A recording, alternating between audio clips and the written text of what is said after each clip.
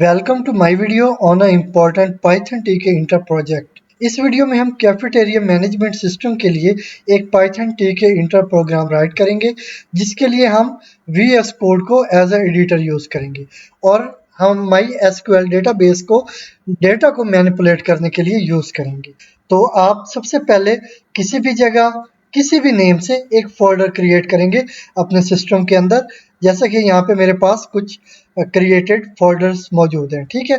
तो इनमें से हम एक को ओपन कर लेते हैं। तो मैं पाइथन प्रोजेक्ट्स को ओपन कर लेता हूँ और ऊपर यहाँ पे क्लिक करके मैं यहाँ पे कमांड प्रॉम्प्ट ओपन करूँगा बाय एंटरिंग CMD, ठीक है। CMD एंटर करूँगा तो यहाँ पे कमांड प्रॉम्प्ट ओपन हो चुकी है। तो अब मैंने कोड VS कोड ओपन करना है, विजुअल स्टूडियो कोड, ठीक है। तो उसके लिए मैं यहाँ पे कमांड एंटर करूँगा कोड स्पेस डॉट और एंटर की क्लिक करूँगा अपने कीबोर्ड से। तो यहाँ पे आप देख सकते हैं मेरे पास VS कोड ओपन हो चुका है।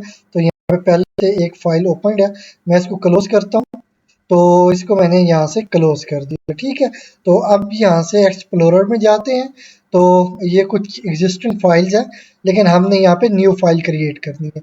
तो मैं यहाँ पे न्यू पे क्लिक करता हूँ और फाइल का नेम आप अपनी मर्जी से कुछ भी दे सकते हैं। तो मैं यहाँ पे दे देता हूँ कैफेटेरिया, ठीक है। कैफेटेरिया डॉट py, ठीक है। ये py एक्सटेंशन है पाइथन के लिए। अगर मैं इसको यहाँ से रिमूव करूँ तो आप यहाँ पे देख सकते हैं यहाँ पे सिंपल लाइंस है, लेकिन जैसे ही मैं यहाँ पे एक्सटेंशन एंटर करता हूँ .py तो फिर यहाँ पे आइकन आ जाता है पाइथन का, ठीक है। तो इसका मतलब ये आपको ज़रूर यूज़ करनी है ये py एक्सटेंशन। तो मैं यहाँ पे अब एंटर की क्लिक करता हूँ कीबोर्ड से। तो ये फाइल हमारे पास क्रिएट हो चुकी है, जो कि अभी एम्प्टी है। तो मैं इसे यहाँ से कोलैप्स कर देता हूँ। तो अब सबसे पहले हमने क्या करना है, हमने यूज़र इंटरफेस क्रिएट करना है, मतलब जिसमें हम एक मेन्यू क्रिएट करेंगे, मेन्यू बार। इसके बाद हम कुछ इनपुट फील्ड्स लेबल वगैरह यूज़ करेंगे और बिल को प्रिंट करने के लिए हम लास्ट में एक लिस्ट बॉक्स भी क्रिएट करेंगे, ठीक है। तो मैं यहाँ पे सबसे पहले टीके इंटर को इंपोर्ट करूँगा, क्योंकि जब हमने यूज़र इंटरफेस क्रिएट करना है बाय यूजिंग पाइथन तो साथ में हमें टीके इंटर की ज़रूरत होगी। तो उसे हम यहाँ पे इंपोर्ट कर लेते हैं, इंपोर्ट टीके इंटर एज। तो यहाँ पे एज यूज़ करके आप एक एलियस यूज़ करेंगे, मैं टीके यूज़ कर रहा हूँ, ठीक है। तो इंपोर्ट टीके एंटर एज टीके। तो अब इस टीके को हम यूज़ करेंगे किसी भी फंक्शन या विजेट को एक्सेस करने के लिए। तो यहाँ पे जो ठीक है इंटर का विजेट या फंक्शन होगा, ठीक है।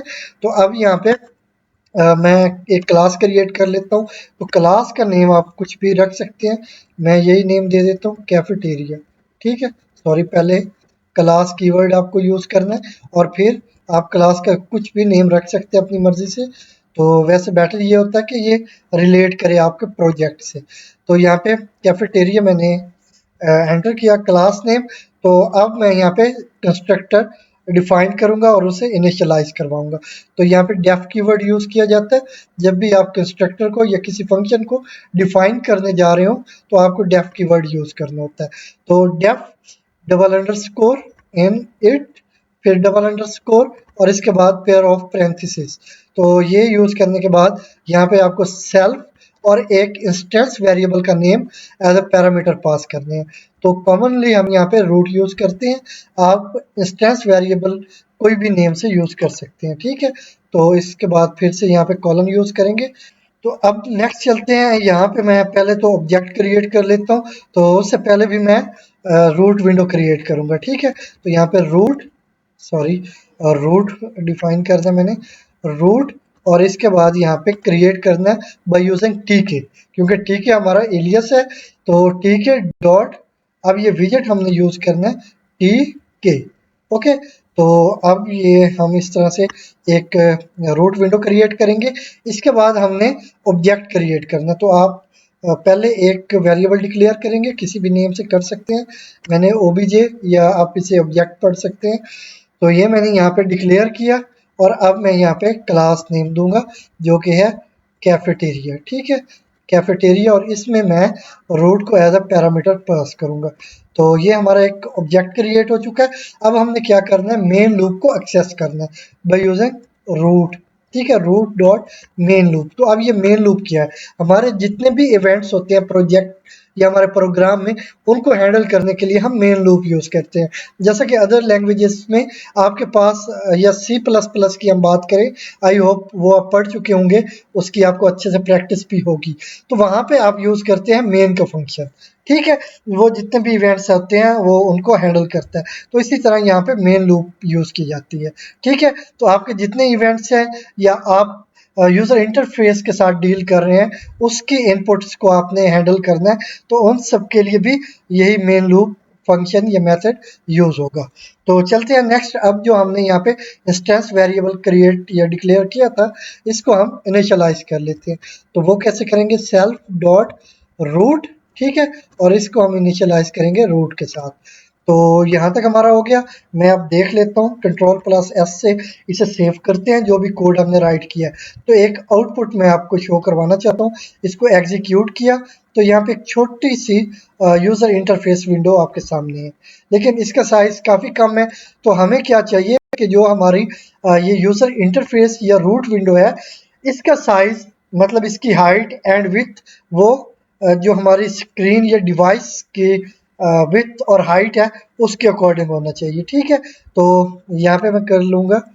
इसके लिए वैसे हमारे पास एक तो ये है कि अगर आपको पता है कि आपकी विड्थ एंड हाइट कितनी है, फॉर एग्जांपल अगर आपकी विड्थ 1400 है, तो वो आप यहाँ पे स्टैटिक इंटीजर या स्टैटिक वैल्यू एंटर कर सकते हैं, ठीक है। अदरवाइज बेस्ट ये है कि आप एक मेथड है यहाँ पे डब्ल्यू इन्फोर्स को यूज करते हुए जो स्क्रीन की हाइट है वो सिस्टम से गेट करें, इसी तरह स्क्रीन की विड्थ भी सिस्टम से गेट करें। तो जैसा कि मैं यहाँ पे करके दिखा देता हूँ, फिर उसको आप एक लोकल वेरिएबल में असाइन करवा दें। तो वो कैसे करेंगे, पहले मैं एक वेरिएबल डिक्लेयर करता हूँ। तो उसका नेम मैं रख लेता हूँ स्क्रीन अंडरस्कोर विड्थ, ठीक है। तो अब मैंने विड्थ गेट करनी है, तो वो कैसे करेंगे, वो हम करेंगे सेल्फ डॉट रूट, ठीक है, डॉट डब्ल्यू इन्फो। ये अभी मैंने आपको बताया डब्ल्यू इन्फो मेथड है जो कि किसी भी विजेट की इंफॉर्मेशन आपको रिटर्न करता है। तो यहाँ पे ये डब्ल्यू का मीन विजेट और इन्फो का मतलब इंफॉर्मेशन, ठीक है। तो अब आपने किसकी इंफॉर्मेशन गेट करनी है, उसका नेम आप डिफाइन करेंगे।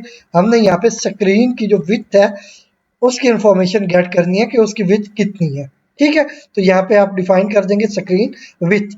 तो इस स्टेटमेंट की मदद से हम जो स्क्रीन की विड्थ होगी वो हम सिस्टम से गेट करेंगे, और फिर जो भी विड्थ होगी वो हम असाइन कर देंगे इस वेरिएबल को जो कि स्क्रीन विड्थ के नाम से हमने डिक्लेयर कर रखा है। तो इसके बाद क्या करेंगे, यहाँ पे हम कर लेते हैं स्क्रीन हाइट, एक और वेरिएबल मैं डिक्लेयर करने जा रहा हूँ, ठीक है, स्क्रीन हाइट। तो अब इसी तरह हमें यही मेथड यूज करना है, self dot root dot W info, ठीक है, ये आप यहाँ पे यूज करेंगे और फिर अंडरस्कोर। अब हमने क्या करना है, स्क्रीन हाइट गेट करनी है, ठीक है। तो यहाँ पे आप डिफाइन करेंगे स्क्रीन हाइट, और इस तरह से जो भी स्क्रीन की हाइट होगी वो गेट होगी सिस्टम से और इस वेरिएबल को असाइन हो जाएगी, ठीक है। तो इस तरह अब हमने स्क्रीन की हाइट एंड विड्थ गेट कर ली।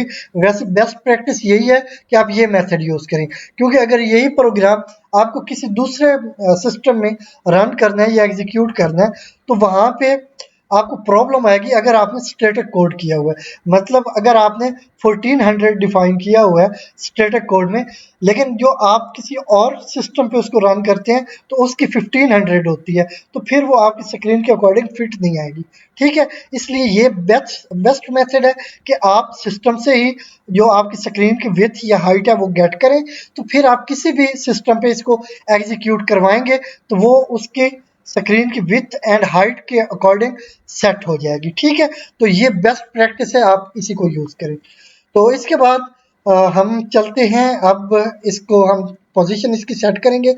उसको हम कैसे करते हैं, उसके लिए हम ज्योमेट्री मेथड यूज करते हैं, self dot sorry root dot geometry, ठीक है। तो ये हम यहाँ पे डिफाइन करेंगे, और इसमें हमने क्या डिफाइन करना है, यूज करना है फॉर्मेटेड स्ट्रिंग। तो ये एफ यूज होता है इसके लिए, और यहाँ पे पेयर ऑफ कॉमा यूज किया जाता है। तो फॉर्मेटेड स्ट्रिंग किया है, फॉर्मेटेड स्ट्रिंग में एक कैपेबिलिटी होती है कि ये at a time string value और वेरिएबल वैल्यू को कैरी कर सकती है। ठीक है, तो यहाँ पे हम अब वेरिएबल की वैल्यू को यूज करेंगे, तो वो हम कर लेते हैं यहाँ पे। तो वेरिएबल की वैल्यू को कैसे गेट करते हैं आप, या कैसे एक्सेस करना होता है, वो आप यहाँ पे pair of curly braces use करते हैं, फिर स्क्रीन हाइट या विथ, जो भी आपने पहले वेरिएबल की वैल्यू यूज करनी हो तो उस वेरिएबल का नेम डिफाइन करेंगे। तो फर्स्ट पे हमने स्क्रीन विथ डिफाइन करनी है, अब यहाँ पे एक्स यूज करेंगे। ठीक है, तो अब ये जो एक्स है ये अब पार्ट ऑफ स्ट्रिंग है, ये जो है पेयर ऑफ करली ब्रेसेस में ये पार्ट ऑफ वेरिएबल था। ठीक है, मतलब इसमें हम वेरिएबल की वैल्यू गेट कर रहे हैं, ये पार्ट ऑफ स्ट्रिंग होगा, क्योंकि हमने कहा कि जो फॉर्मेटेड स्ट्रिंग है वो कैरी कर सकती है स्ट्रिंग वैल्यू को भी और वेरिएबल वैल्यू को भी। और इसके बाद यहाँ पे हम अब देंगे हाइट, तो स्क्रीन हाइट यहाँ से हम गेट कर लेंगे। तो अब क्या हो गया, स्क्रीन की विड्थ और इसको हम मल्टीप्लाई करें, मतलब जिस तरह से हमने साइज सेट करना होता है कि विड्थ बाय हाइट, तो ये हमने विड्थ बाय हाइट सेट कर दी। अब हमने ये भी डिफाइन करना है कि किस रो नंबर से स्टार्ट होनी चाहिए, जो आपकी यूजर इंटरफेस विंडो है तो वो किस रो नंबर से और किस कॉलम नंबर से स्टार्ट होनी चाहिए। तो आप यहाँ पे प्लस लेंगे और 0, तो ये आपकी रो नंबर डिफाइन होगी, फिर प्लस लेंगे फिर 0, तो ये आपके कॉलम नंबर। तो क्या मतलब है कि हम फर्स्ट इंडेक्स वैल्यू दे रहे हैं कि आपकी जो यूजर इंटरफेस विंडो है वो फर्स्ट रो के फर्स्ट कॉलम से अपेयर होनी स्टार्ट हो और फिर पूरी स्क्रीन की विड्थ एंड हाइट के मुताबिक सेट हो जाए। ठीक है, तो अब ये मेथड हमने यूज कर लिया, तो अब देखते हैं आउटपुट क्या होता है। इसको हम सेव करते हैं कंट्रोल प्लस एस के साथ और एग्जीक्यूट करते हैं। तो इसे एग्जीक्यूट किया तो आप देख सकते हैं कि मेरे सिस्टम की स्क्रीन के अकॉर्डिंग इसकी हाइट एंड विड्थ सेट हो चुकी है। ठीक है, तो मैं यहाँ से इसको क्लोज करता हूँ। तो इसको अभी तक हमने कोई टाइटल वगैरह नहीं दिया, तो हम इसका टाइटल भी सेट कर लेते हैं। इसको भी मैं यहाँ से क्लोज करता हूँ और यहाँ ऊपर आके मैं टाइटल दे देता हूँ। तो यहाँ पे सेल्फ डॉट रूट, ठीक है, और डॉट टाइटल, टाइटल मेथड आप यूज करते हैं अगर आपने एक रूट विंडो के ऊपर जो वहां पे आपको एक बॉर्डर सा नजर आता है वहां पे आपने टाइटल देना हो। तो मैं आपको ये अपेयर करवा के दिखा भी दूंगा, self dot root dot title. तो अब जो टाइटल है ये आपकी स्ट्रिंग या कैरेक्टर वैल्यू है, तो इसलिए आपने पेयर ऑफ कॉमा लेना है। तो अब यहाँ पे जो भी आप चाहे वो टाइटल सेट कर सकते हैं। तो मैं यहाँ पे दे देता हूँ कैफेटेरिया मैनेजमेंट। ठीक है, और ये मैंने यहाँ पे एक वैल्यू दे दी, तो ये टाइटल होगा। तो इसको बाद में जब हम एग्जीक्यूट करवाएंगे तो मैं आपको बता दूंगा कि ये स्ट्रिंग कहाँ पे शो हो रही है। तो अब ऐसे करते हैं, हम एक और लेबल सेट कर लेते हैं जो कि हमारा एक मेन टाइटल होगा। तो उसके लिए हम क्या करते हैं, एक वेरिएबल डिक्लेयर करेंगे पहले। तो मैं यहाँ पे दे देता हूँ मेन टाइटल, आप किसी भी नेम से ये वेरिएबल नेम रख सकते हैं, मेन टाइटल। तो यहाँ पे इक्वल साइन यूज करेंगे। अब हमारे पास विजेट होंगे, लेबल के, लेबल का विजेट होगा। वैसे तो डिफरेंट विजेट्स होते हैं जिनको हम यूज करेंगे, तो अब हमने लेबल यूज करना है। तो लेबल एक ठीक है इंटर का विजेट है। ठीक है, तो इसको अगर हमने यूज करना है तो हमने एलियस यूज करना है। ठीक है, डॉट, अब विजेट का जो भी नेम आप यूज करना चाहे वो कर सकते हैं। तो हमने यहाँ पे लेबल यूज करना है, तो हम यहाँ पे लेबल यूज करेंगे। ठीक है, तो इसको हमने किसके अंदर क्रिएट करना है, इसको हमने रूट विंडो के अंदर क्रिएट करना है। तो यहाँ पे हम करेंगे सेल्फ डॉट रूट। ठीक है, इस तरह से ये रूट के अंदर क्रिएट होगा। अब हमने क्या करना है, इसका टेक्स्ट वैल्यू सेट करनी है, इसके बाद बॉर्डर, इसकी विड्थ, हाइट, फॉन्ट स्टाइल, वो सब सेट करेंगे। तो अब मैं क्या करता हूँ, इस पे जो टेक्स्ट वैल्यू देनी है वो मैं यहाँ पे सेट करूंगा बाय यूजिंग टेक्स्ट प्रॉपर्टी। तो ये टेक्स्ट प्रॉपर्टी आपने दे दी, तो अब आप टेक्स्ट वैल्यू लेंगे। तो यहाँ पे मैं वही दे देता हूँ, कैफेटेरिया मैनेजमेंट, और यहाँ पे मैं सिस्टम भी दे देता हूँ ताकि डिफरेंस रहे इस टाइटल में और इस लेबल में। ठीक है, तो ये मैंने यहाँ पे टेक्स्ट वैल्यू दे दी। अब मैं इसका बॉर्डर भी सेट कर लेता हूँ। तो उसके लिए हमारे पास बीडी प्रॉपर्टी है, बीडी प्रॉपर्टी यूज करेंगे और यहाँ पे बॉर्डर की आप अपने रिक्वायरमेंट के अकॉर्डिंग साइज डिफाइन कर सकते हैं। तो मैं इसको 5 वैल्यू दे दूंगा और इसके बाद आप इसका स्टाइल भी सेट कर सकते हैं। तो मैं यहाँ पे रिलीफ प्रॉपर्टी यूज करूंगा। तो आपको यहाँ पे रिलीफ प्रॉपर्टी यूज करते हुए वैल्यू देनी है। तो ये आपके पास कुछ यहाँ पे अवेलेबल स्टाइल्स हैं, तो इनमें से आप किसी को चूज़ कर सकते हैं। मैं यहाँ से ग्रुप चूज़ कर लेता हूँ। और इससे नेक्स्ट अगर चलें तो हमने क्या करना है, इसका जो फोरग्राउंड है, एक तो ये बैकग्राउंड हो गया, बल्कि अभी बैकग्राउंड भी हमने डिफाइन नहीं किया, मतलब बैकग्राउंड कलर, चलें वो हम यूज़ कर लेते हैं। उसके लिए आप बीजी भी यूज़ कर सकते हैं, बैकग्राउंड प्रॉपर्टी भी यूज़ कर सकते हैं। मैं बीजी यूज़ कर लेता हूँ। और बैकग्राउंड कलर में आप कुछ भी अपनी मर्जी से कलर दे सकते हैं, तो मैं यहाँ पे दे देता हूँ ग्रे। ठीक है, तो ये ग्रे कलर मैंने दे दिया बैकग्राउंड का। तो अब फोरग्राउंड FG, ठीक है, ये जो आपके फॉन्ट का कलर होगा, ये टेक्स्ट का कलर होगा, वो यहाँ पे आप सेट कर सकते हैं। तो इसके लिए F की प्रॉपर्टी यूज होती है और इसमें हम वैल्यू दे देते हैं। तो मैं इस पे अगर लाइट ग्रीन दे दूं तो मे भी अच्छा लगेगा, अगर अच्छा नहीं लगा तो हम इसे चेंज कर लेंगे। तो ये F की प्रॉपर्टी हो गई। अब हमने क्या करना है, जो फॉन्ट है उसका भी स्टाइल, उसका साइज और वो बोल्ड या इटैलिक होगा, ये भी हमने डिफाइन कर लेना है।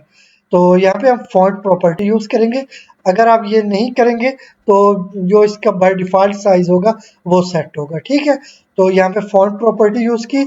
अब मैं यहाँ पे टपल यूज करूंगा क्योंकि मुझे मल्टीपल वैल्यूज यहाँ पे असाइन करनी है इसे। तो यहाँ पे मैं सबसे पहले एरियल स्टाइल ले लेता हूँ, आप डिफरेंट यूज कर सकते हैं, लेकिन मैं कॉमनली एरियल यूज करता हूँ। तो एरियल, और इसके बाद अब इसका साइज डिफाइन करता हूँ। तो मैं इसका 40 साइज दे देता हूँ। तो इसके बाद नेक्स्ट अगर मैं इसका चाहूँ तो ये बोल्ड इटैलिक इस तरह का स्टाइल भी मैं दे सकता हूँ। तो मैं इसको बोल्ड रख लेता हूँ। तो अब आप देखें यहाँ पे हमने क्या किया, ये जो इसकी बॉडी है, पैरेंथेसिस है, इसके अंदर एक तो हमने ये डिफाइन किया कि इसको किस फ्रेम के अंदर या विंडो के अंदर क्रिएट होना है। ठीक है, तो अभी के लिए हमने इसको रूट विंडो के अंदर क्रिएट करना था, तो मैंने यहाँ पे सेल्फ डॉट रूट दिया। इसके बाद जो इस पर टेक्स्ट आप अपेयर करवाना चाहते हैं, उसके लिए आप पहले टेक्स्ट प्रॉपर्टी यूज करेंगे, फिर आप वो टेक्स्ट वैल्यू एंटर करेंगे। तो मैंने यहाँ पे दिया कैफेटेरिया मैनेजमेंट सिस्टम। तो इसके बाद बॉर्डर, ठीक है, ये अगर आप इसको खूबसूरत एक आउटपुट शो करवाना चाहते हैं तो आप इस तरह की चीज़ें ज़रूर यूज़ करें। अदरवाइज अगर आप इसको स्किप भी करते हैं तो आपका एरर कोई नहीं होगा, जस्ट वो इतना ब्यूटीफुली आपको शो नहीं होगा। तो यहाँ पे मैंने बॉर्डर साइज दी है एक नॉर्मल सा 5, और इस पे एक स्टाइल भी अप्लाई किया जो कि ग्रूव है बाय यूजिंग रिलीफ प्रॉपर्टी। तो बैकग्राउंड कलर इसका मैंने ग्रे रखा है, और इसके ऊपर जो टेक्स्ट का कलर होगा उसको मैंने by using FG, I mean foreground property use करते हुए मैंने इसको लाइट ग्रीन कलर दिया। इसके बाद अब जो फॉन्ट आ जाता है, जो कि वहाँ पे आपको प्रिंट हुआ नजर आएगा, उसका मैंने कुछ स्टाइल सेट किए, जैसा कि एक एरियल स्टाइल है, इसका साइज मैंने 40 रखा और इसको बोल्ड रखा। ठीक है, तो ये आई होप आपको समझ आ गई होगी, इसको मैं बार बार एक्सप्लेन नहीं करूँगा। तो वैसे मुझे ये जो स्टेटमेंट थी ये ऊपर ले जानी चाहिए। मैं इसको यहाँ से कट कर लेता हूँ Ctrl+X के साथ, और इसे ऊपर जाके पेस्ट कर देता हूँ। ठीक है, तो अब क्या, ये हमारा टाइटल हो गया। तो अब मैंने ये भी डिफाइन करना है कि इसकी पोजीशन क्या होगी। अगर इसकी मैंने रो और कॉलम नंबर सेट करना हो तो फिर मुझे ग्रेड लेआउट यूज करनी होगी। लेकिन अगर इसकी मैंने साइड सेट करनी है कि ये टॉप पे हो, बॉटम पे हो, लेफ्ट पे या राइट पे हो, तो उसके लिए हम पैक मेथड यूज करते हैं। ठीक है, तो यहाँ पे मेन टाइटल डॉट पैक, तो मुझे इसकी साइड सेट करनी है, तो मैं यहाँ पे पैक मेथड यूज करूंगा, जिसमें मुझे यूज करने की कैपेबिलिटी मिलती है साइड प्रॉपर्टी। तो इसको मैं यहाँ पे यूज करते हुए इसे वैल्यू दूंगा टॉप। तो मतलब जो रूट विंडो है इसके टॉप पे से अपेयर होना चाहिए। अगर आप बॉटम देंगे तो ये बिल्कुल बॉटम में आपको शो होगी। ठीक है, अब इसको Ctrl+S के साथ सेव करता हूँ और एग्जीक्यूट कर देता हूँ। तो एग्जीक्यूट किया तो ये इस तरह से कुछ आउटपुट आ जाता है। तो ये आपका बैकग्राउंड कलर ग्रे था, ऊपर कैफेटेरिया मैनेजमेंट सिस्टम, ये आपका लाइट ग्रीन है। लेकिन यहाँ पे आप देख सकते हैं कि ये हॉरिजेंटली फिल नहीं है, जहाँ तक इसके टेक्स्ट कंप्लीट हो जाते हैं वहीं पे इसका साइज या विड्थ खत्म हो जाती है। तो हम चाहते हैं कि ये हॉरिजेंटली ये एक्स एक्सिस में फिल हो जाए। ठीक है, तो इसके लिए हम क्या करते हैं, यहीं पे पैक मेथड में हम फिल प्रॉपर्टी यूज कर सकते हैं इसको फिल करने के लिए। तो यहाँ पे मैं फिल प्रॉपर्टी यूज कर लेता हूँ, और इसको मैं फिल कहाँ पे करना चाहूँगा, एक्स एक्सिस में, मतलब हॉरिजेंटली। तो इसको मैंने फिल किया। अब इसका आउटपुट देखें, Ctrl+S के साथ सेव किया और एग्जीक्यूट किया। तो अब आप देख सकते हैं ये हॉरिजेंटली फिल हो चुका है। ठीक है, तो इसको मैं यहाँ से अब क्लोज कर देता हूँ। तो अब मुझे क्या करना है, एक मेन्यू क्रिएट करना है। ठीक है, मतलब जहाँ पे आपकी आइटम्स और उनके सामने उनकी प्राइसेस डिस्प्ले हो रही हो। ठीक है, तो ये हम कर लेते हैं। तो मैं यहाँ पे भी पहले तो बल्कि मुझे एक फ्रेम क्रिएट करना चाहिए। तो मैं यहाँ पे सबसे पहले एक फ्रेम क्रिएट करता हूँ। उसका नेम मैं रख लेता हूँ मेन्यू फ्रेम। ठीक है, मेन्यू फ्रेम। और यहाँ पे इसको मैं कमेंट भी कर देता हूँ, ताकि अगर इसके रिलेटेड कोई भी स्टेटमेंट हमें सर्च करनी हो या मॉडिफाई करनी हो तो इजीली हम सर्च कर पाए। तो यहाँ पे मैं इसको कमेंट कर देता हूँ और ये हमारा हो गया मेन्यू फ्रेम। ठीक है, तो इसको कमेंट आउट कर दिया मैंने और चलते हैं। अब ये मैंने एक वेरिएबल डिक्लेयर किया मेन्यू फ्रेम के नाम से।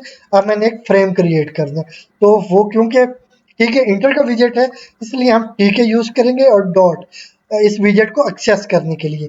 ठीक है डॉट। तो अब हमारे पास फ्रेम विजेट है, क्योंकि हमने फ्रेम क्रिएट करना है इसलिए आप फ्रेम विजेट यूज करेंगे। और अब आपको इसकी पैरेंथेसिस में कुछ प्रॉपर्टी सॉरी आर्गुमेंट्स पास करने हैं, जैसा कि आप इसको किस फ्रेम के अंदर या विंडो के अंदर क्रिएट करना चाहते हैं। तो इसे हमने सेल्फ डॉट रूट मतलब रूट विंडो में क्रिएट करना है। तो यहाँ पे मैंने ये दे दी, ये इसको एज अ पैरामीटर पास कर दिया सेल्फ डॉट रूट। तो अब इसकी विथ और हाइट वगैरह भी मैं डिफाइन करूंगा, लेकिन वो थोड़ा आगे जाके। यहाँ पे अभी मैं इसका बैकग्राउंड यूज करूंगा। तो जो बैकग्राउंड कलर है वो आप अपनी मर्जी से कुछ भी रख सकते हैं। तो मैं यहाँ पे दे देता हूँ लाइट ग्रे। ठीक है, तो लाइट ग्रे ये मैंने इसका कलर दे दिया बैकग्राउंड कलर। और इसके बाद इस पे मैं बॉर्डर पे सॉरी यहाँ पे मुझे BG यूज करना था। ठीक है, BG। तो ये बैकग्राउंड कलर इसका लाइट ग्रे हो गया। और इसके बाद हम बॉर्डर इसका सेट करना चाहेंगे, तो उसके लिए BD प्रॉपर्टी मैं एक्सप्लेन कर चुका हूँ। तो वैल्यू मैं 5 दे देता हूँ। ठीक है, तो इसके बाद अब इसको स्टाइल भी दे देते हैं। तो मैं इसके लिए रिलीफ प्रॉपर्टी यूज करते हुए इस पे वही ग्रूव स्टाइल सेट कर दूंगा। ठीक है, तो अब ये कर लिया। इसके बाद अब मैंने इसकी भी पोजीशन सेट करनी है, तो इसके लिए मैं प्लेस मेथड यूज करूंगा। ठीक है, मेन्यू फ्रेम। तो इसके बाद डॉट, तो यहाँ पे मैंने प्लेस मेथड यूज करना है। और इसमें अब सबसे पहले तो मैं इसकी जो पोजीशन है या पैडिंग है, सबसे पहले पैडिंग सेट कर लेते हैं।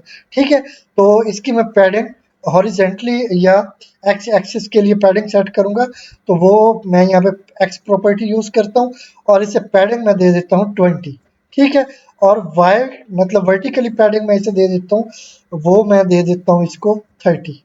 ठीक है, तो इसकी ये मैंने पैडिंग दे दी वर्टिकली और हॉरिजेंटली। और इसके बाद नेक्स्ट चले, तो इसकी अब मैं विथ सेट करता हूँ। तो इसकी विथ आप अपने अकॉर्डिंग देख लीजिएगा। मुझे आइडिया है कि मुझे 450 विथ इनफ होगी। और इसके बाद इसकी हाइट भी सेट करनी है। मैं इसकी हाइट भी सेट कर लेता हूँ। अच्छा, यहाँ पे हाइट में सेट कर लूँ पहले। तो हाइट में कर देता हूँ 550। तो इसकी जो ये वर्टिकली पैडिंग है इसे मैं इंक्रीज कर देता हूँ। आई थिंक ये 90 सही रहेगी। ठीक है, तो क्योंकि इससे पहले हमने लेबल भी सेट किया हुआ है ये वाला। ठीक है, मतलब मेन टाइटल का लेबल। तो ये मैंने इसकी विथ और हाइट सेट कर दी है। अब इसको सेव करके एग्जीक्यूट करके इसका आउटपुट देख लेते हैं। तो इसको मैंने सेव किया और एग्जीक्यूट करते हैं। तो यहाँ पे हमारे पास एक फ्रेम क्रिएट हो चुका है। इसको मैं फिल सेट कर देता हूँ। तो यहाँ पे ये फ्रेम है हमारे पास, इसमें हम एक मेन्यू क्रिएट करेंगे। ठीक है, मतलब आइटम का नेम होगा और उसके सामने उसकी प्राइस होगी।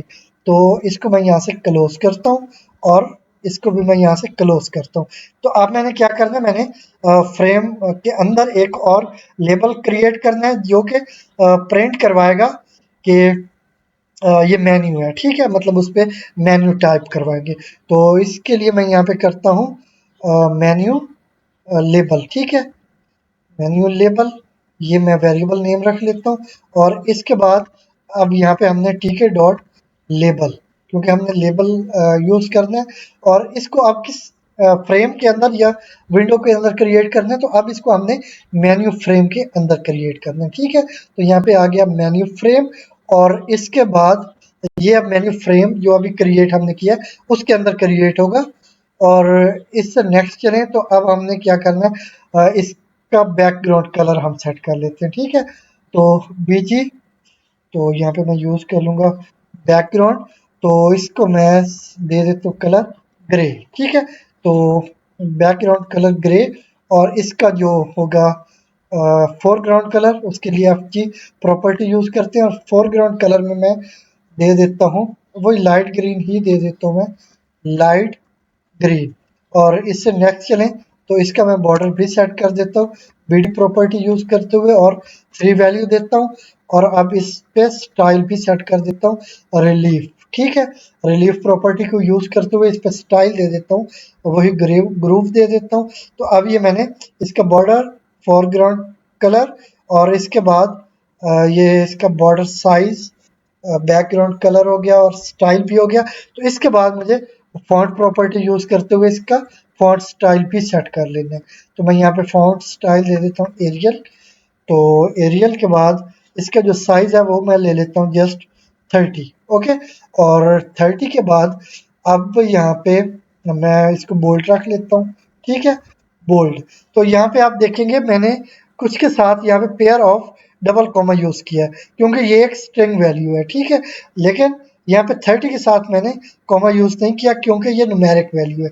यहाँ पे आप कैरेक्टर या स्ट्रिंग वैल्यू एंटर करेंगे, वहां पे आपको पेयर ऑफ कॉमा यूज करना है। तो ये फॉन्ट प्रॉपर्टी हो गई। अब इसमें मैंने इसकी विथ भी सेट कर लेनी है। तो मैं यहाँ पे इसकी विथ ले लेता हूँ। उसके लिए मैं ये प्रॉपर्टी यूज करता हूँ विथ की, और विथ में मैं इसकी वैल्यू दे देता हूँ जस्ट 15। ठीक है, कॉमा के साथ सेपरेट कर लेते हैं। और अब एक और काम हमारा इसमें रह गया कि इसका हमने टेक्स्ट सेट करना है। ठीक है, तो टेक्स्ट प्रॉपर्टी आप यूज कर लेंगे, और आप जो भी अपनी मर्जी से टेक्स्ट सेट करना चाहे वो कर सकते हैं। तो मैं यहाँ पे कर लेता हूँ मेन्यू। ठीक है, तो ये मेन्यू मैंने किया। अब इसको हम Ctrl+S के साथ सेव करेंगे, बल्कि अभी हमने इसका लेआउट भी सेट करना है। तो नेक्स्ट लाइन पे जाते हैं यहाँ पे, और एक लाइन का गैप ले लेता हूँ। अब यहाँ पे मैंने इसकी लेआउट सेट करनी है। ठीक है, तो यहाँ पे मैं कर लेता हूँ मेन्यू, मेन्यू लेबल, सॉरी क्या नेम था, मेन्यू लेबल। ये यहाँ से मैं सिलेक्ट कर लेता हूँ डॉट ग्रिड। तो इसका हमने ग्रिड लेआउट सेट करना है। तो इसमें आप क्या करेंगे, पहले तो हम इसकी रो नंबर डिफाइन करेंगे कि इसको हमने किस रो में क्रिएट करना है। तो रो नंबर यहाँ पे मैं दे देता हूँ 0, मतलब फर्स्ट रो से हो। ठीक है, और इसका कॉलम नंबर भी 0, मतलब फर्स्ट कॉलम हो। और इसके बाद आप पैडिंग यूज करेंगे एक्स एक्सिस के लिए, तो मैं उसे वैल्यू दे देता हूँ 20। और इसके बाद यहाँ पे मैं वैल्यू दे देता हूँ पैडिंग वाई के लिए, तो इसको मैं वैल्यू दे देता हूँ, इसे भी 20 दे देता हूँ। ठीक है, तो अब इसका लेआउट मैंने सेट किया। तो अमूमन जब आप इन विजेट्स को जब किसी फ्रेम के अंदर क्रिएट कर रहे हो, तो वहाँ पे आप ग्रेड लेआउट यूज़ करते हैं। ठीक है, तो यहाँ से इसको मैं Ctrl+S के साथ सेव कर लेता हूँ और एग्जीक्यूट करता हूँ। तो यहाँ पे आउटपुट आप देख सकते हैं मेन्यू। ठीक है, तो इसका साइज ज़रा कम है, इसको मैं इंक्रीज कर देता हूँ थोड़ा सा। और इसके बाद हम यहाँ पे नीचे आइटम नेम और उनकी प्राइसेस डिस्प्ले करवाएंगे या प्रिंट करवाएंगे। तो इसको मैं यहाँ से क्लोज कर लेता हूँ। तो नेक्स्ट चलते हैं। अब बल्कि अभी मुझे इसकी थोड़ी सी विड्थ इंक्रीज करनी थी, तो वो मैं यहाँ पे ले लेता हूँ 17। ठीक है, आई थिंक ये इनफ होगा। अगर कम या ज़्यादा करना पड़ा तो वो हम कर लेंगे। तो नेक्स्ट चलते हैं। तो ये तो हमने इसका लेबल सेट कर लिया एक मेन्यू का। और इसके बाद अब जो मेन्यू होंगे आपके, मतलब आइटम्स होंगी और उनकी प्राइस होंगी, उसके लिए भी आपको लेबल यूज़ करनी है। ठीक है, तो मैं पहले नाम रख लेता हूँ। तो यहाँ पे करते हैं फर्स्ट पे हम किसका ले लें, या आइटम 1 ले लेते हैं। ठीक है, आइटम 1। तो ये मैंने वेरिएबल नेम लिया, और इसमें मैं कर देता हूँ ठीक है डॉट लेबल। तो यहाँ पे लेबल प्रिंट करवाऊंगा, सॉरी विजेट यूज करूंगा। और इसको आप किसके अंदर हमने क्रिएट करना है, उसी मेन्यू फ्रेम के अंदर। ठीक है, सॉरी स्पेलिंग मिस्टेक हो रही है, मेन्यू फ्रेम के अंदर हमने क्रिएट किया।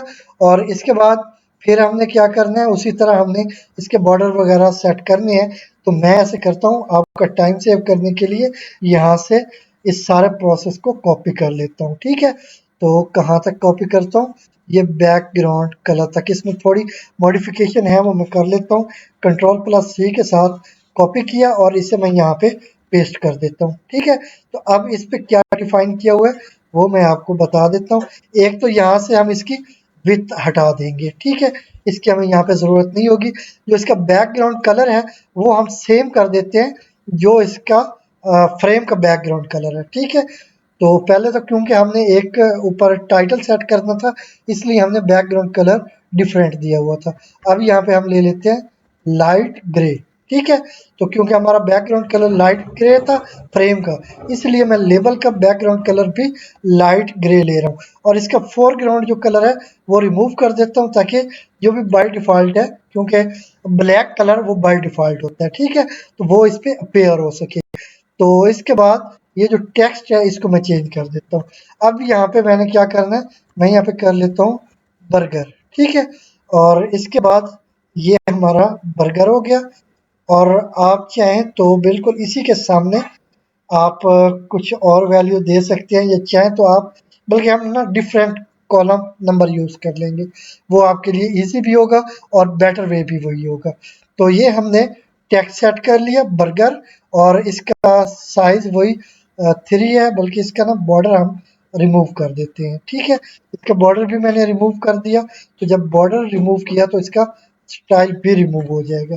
तो अब जस्ट इसमें क्या रह गया, एक तो इसका ये नेम रह गया कि इसको किस फ्रेम के अंदर क्रिएट होना था। तो इसे क्रिएट होना था मेन्यू फ्रेम के अंदर।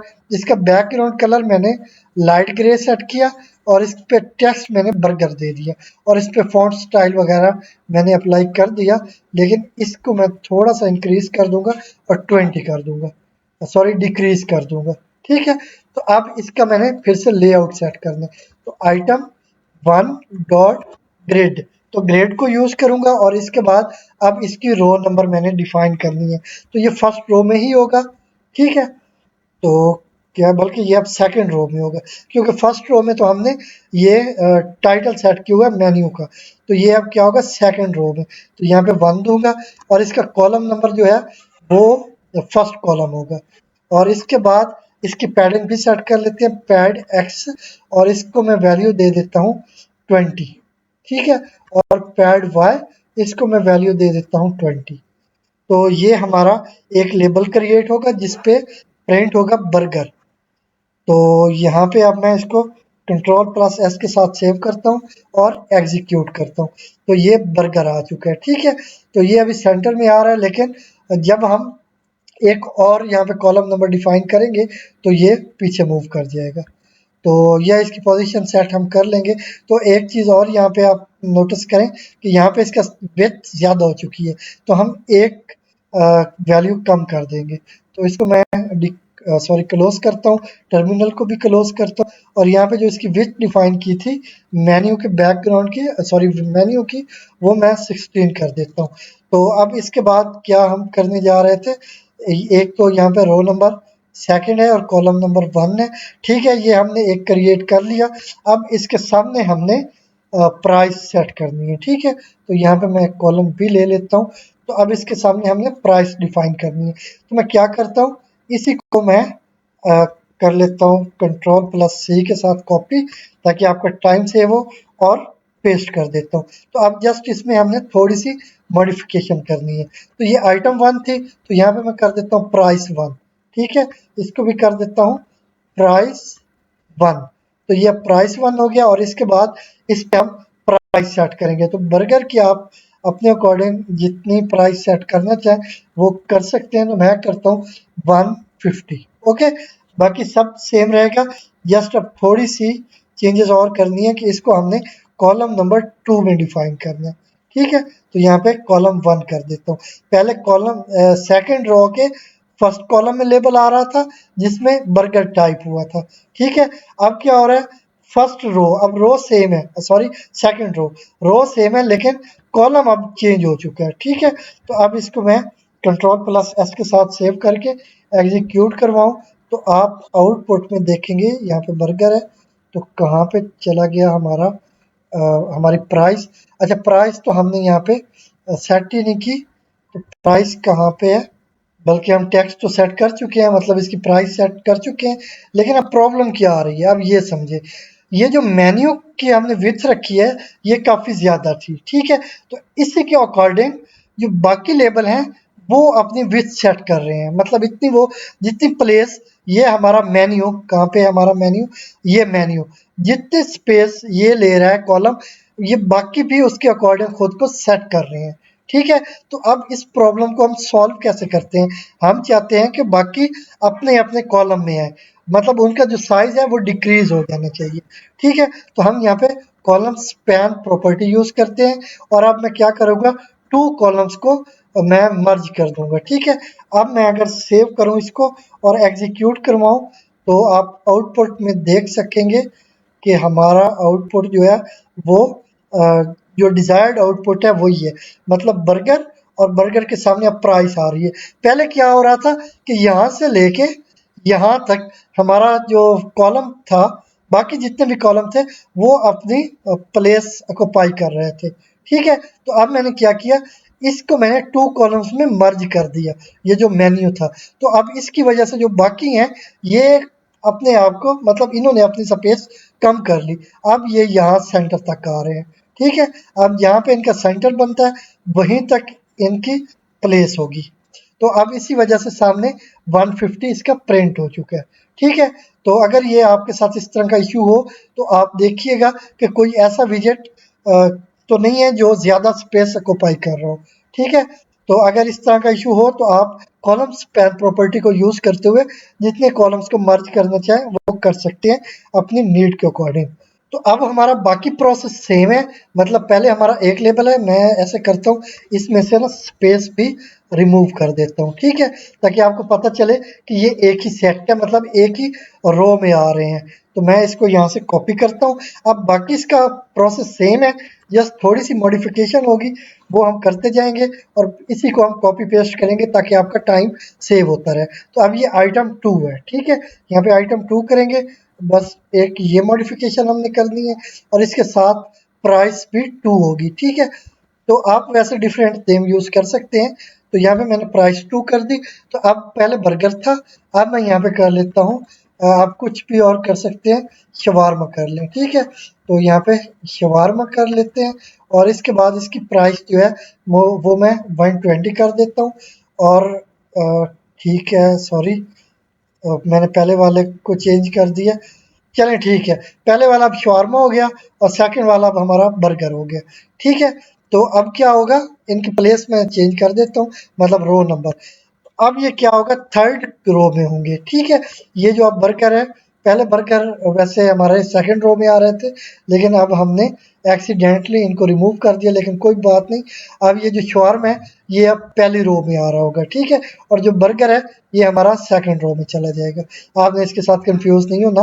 तो अब क्या करना है, हमने जस्ट रो नंबर चेंज करनी है, बाकी ये सब सेम रहेगा।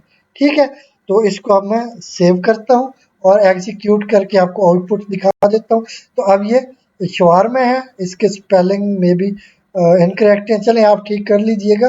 तो इसके बाद यहाँ पे बर्गर है 150। तो अब कुछ आइटम्स मैं और भी ऐड कर लेता हूँ। तो यहाँ पे अब मैं क्या करता हूँ, चिप्स भी कर लेता हूँ।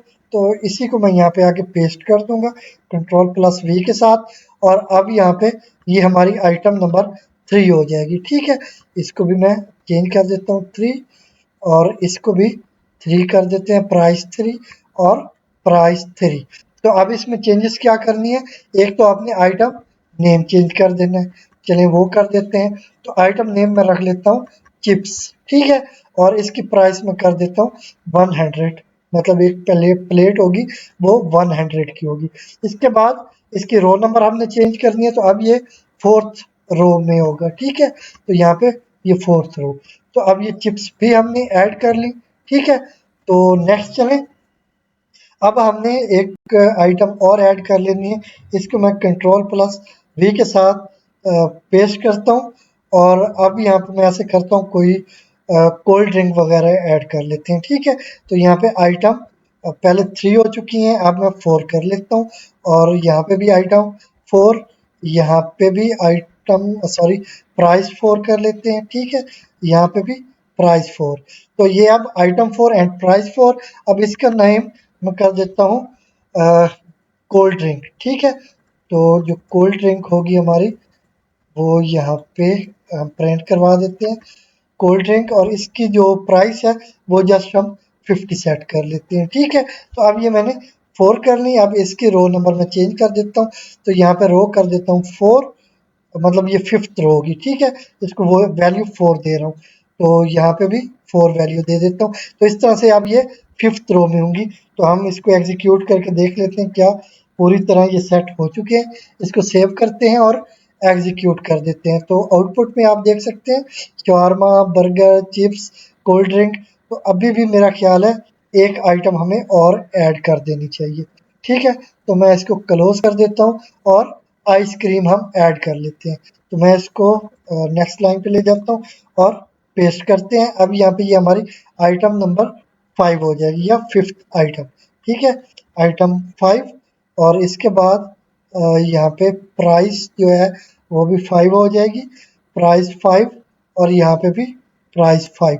तो ये अभी तक हम सिर्फ लेबल सेट कर रहे हैं। ठीक है, यहाँ पे हमने कोई इनपुट फील्ड, कोई बटन वगैरह क्रिएट इस फ्रेम के अंदर नहीं करना। ये जस्ट एक मेन्यू होगा जहाँ से कस्टमर वो इसको रीड करेंगे, और इसके आगे एक और फ्रेम हम क्रिएट करेंगे, वहाँ पे हम इनपुट फील्ड सेट करेंगे। तो जो कस्टमर होगा वो नेक्स्ट फ्रेम में जो भी अपना ऑर्डर होगा वो दे सकेगा या एंटर कर सकेगा। ठीक है, तो ये आइटम 5 और प्राइस 5 हो गई। और इसके बाद यहाँ पे हम जो आइटम नेम है वो यहाँ पे दे देते हैं आइस क्रीम। ठीक है, और इसकी प्राइस हम कर लेते हैं ओनली 80 रुपीज़। ओके, और इसके बाद तो नेक्स्ट चलें, तो अब इसकी हमने रो नंबर भी चेंज कर दी है। तो रो अब ये 6th रो में होगा। ठीक है, तो इसलिए मैं इसे 5 वैल्यू दे देता हूँ, मतलब ये 6th रो में 0 से स्टार्ट होगा तो 5 तक 6 रोज बनती हैं। ओके, तो अब इसकी प्राइस और सब कुछ मैंने सेट कर लिया। इसको अब सेव करते हैं और फिर एक बार एग्जीक्यूट कर लेते हैं। तो अब ये इनफ है, आपको जितनी वैल्यूज इंसर्ट करनी हो वो आप कर सकते हैं। तो आप इनका साइज कम ज़्यादा जो कुछ अपने रिक्वायरमेंट के मुताबिक आप कर सकते हैं। तो यहाँ पे अब हमारे पास ये 5 आइटम्स आ चुकी हैं। तो अब यहाँ पे हमने एक और फ्रेम क्रिएट करना है, जहाँ से हम एक तो ऑर्डर गेट करेंगे, और इसके बाद हम क्या करेंगे, जो भी बिल होगा वो भी हम प्रिंट करवाएंगे। ओके, तो इसको हम यहाँ पे क्लोज करते हैं और एक और फ्रेम क्रिएट करते हैं। तो अब मैं एक और फ्रेम क्रिएट करने जा रहा हूँ। तो फ्रेम हम पहले भी क्रिएट कर चुके हैं, प्रोसेस सारा सेम रहेगा। मैं जस्ट इसी को यहाँ से कॉपी कर लेता हूँ। इसको मैं यहाँ से कॉपी करता हूँ, तो अब इसे नेक्स्ट जाके पेस्ट करूँगा। इसे यहाँ पे पेस्ट किया, बल्कि पहले मैं यहाँ पे इसको कमेंट कर देता हूँ कि ये अब हमारा क्या फ्रेम है, इनपुट फ्रेम लगा लें या डिटेल फ्रेम कर लेते हैं। ठीक है, detail frame. Okay, detail frame, और इसके बाद नेक्स्ट चलें। तो अब यहाँ पे जो कोड है हमारा फ्रेम के लिए वो पेस्ट कर देता हूँ। तो इसका फ्रेम का नेम भी चेंज कर देते हैं। ये हमारा होगा डिटेल, बल्कि इसके साथ अब मैं सेल्फ यूज़ करूँगा। ठीक है, सेल्फ डॉट डिटेल। ओके, या अगर हम सेल्फ यहाँ पे, बल्कि हमें यहाँ पे सेल्फ यूज़ करने की अभी ज़रूरत नहीं है, तो मैं एक्सप्लेन कर देता हूँ कि सेल्फ क्यों यूज़ करते हैं। अगर आपको यहाँ पे कोई भी वैल्यू किसी भी विजेट से गेट की हुई वैल्यू या किसी विजेट को ही कहीं दूसरे फंक्शन में एक्सेस करना हो, ठीक है, तो ये ऐसे कह लो कि इस कंस्ट्रक्टर से बाहर आपको एक्सेस करना हो, तो फिर आपको यहाँ पे सेल्फ यूज़ करना पड़ेगा, अदरवाइज आपको एरर मिलेगा। तो यहाँ पे मैं नेम रख लेता हूँ डिटेल फ्रेम। ठीक है, और यहाँ पे भी चेंज कर देता हूँ, ये हमारा हो जाएगा डिटेल फ्रेम। ओके, तो डिटेल फ्रेम, और यहाँ नीचे भी डिटेल फ्रेम हो गया। और अब इसको क्रिएट कहाँ पे होना है, ठीक है, इसको भी रूट विंडो के अंदर क्रिएट होना है। इसका बैकग्राउंड कलर भी लाइट ग्रे होगा। ओके, स्टाइल इसका ग्रूव, और बॉर्डर वो 5 वैल्यू के साथ, और इसकी जो पैडिंग है एक्स एक्सिस के अलॉन्ग वो हम इंक्रीज करवाएंगे। तो उसे कितना होना चाहिए, यहाँ पे अब जो प्रीवियस हमारा फ्रेम था उसकी विथ पहले हम देखते हैं कितनी है, वो थी 450। ऊपर जाके अगर हम देखें तो यहाँ पे 450 है। ठीक है, ये 450 है। पहले तो हमने इतनी ज़हन में रखना है कि इतना गैप हो कि इसके बाद जितनी विड्थ है इसके बाद जाके न्यू फ्रेम क्रिएट हो। और फिर हमने इसकी जो पैडिंग है इसको भी ज़हन में रखना है, ठीक है। इसकी पैडिंग हमने 20 दी है। तो यहाँ पे मैं क्या करूँगा, यहाँ पे मैं इसको चेंज कर दूंगा। तो इसको मैं कर लेता हूँ 500। ओके, 500 क्योंकि उसकी विड्थ थी 450 थी, इसके बाद उसकी पैडिंग भी थी, तो यहाँ पे मैंने 500 कर दिया।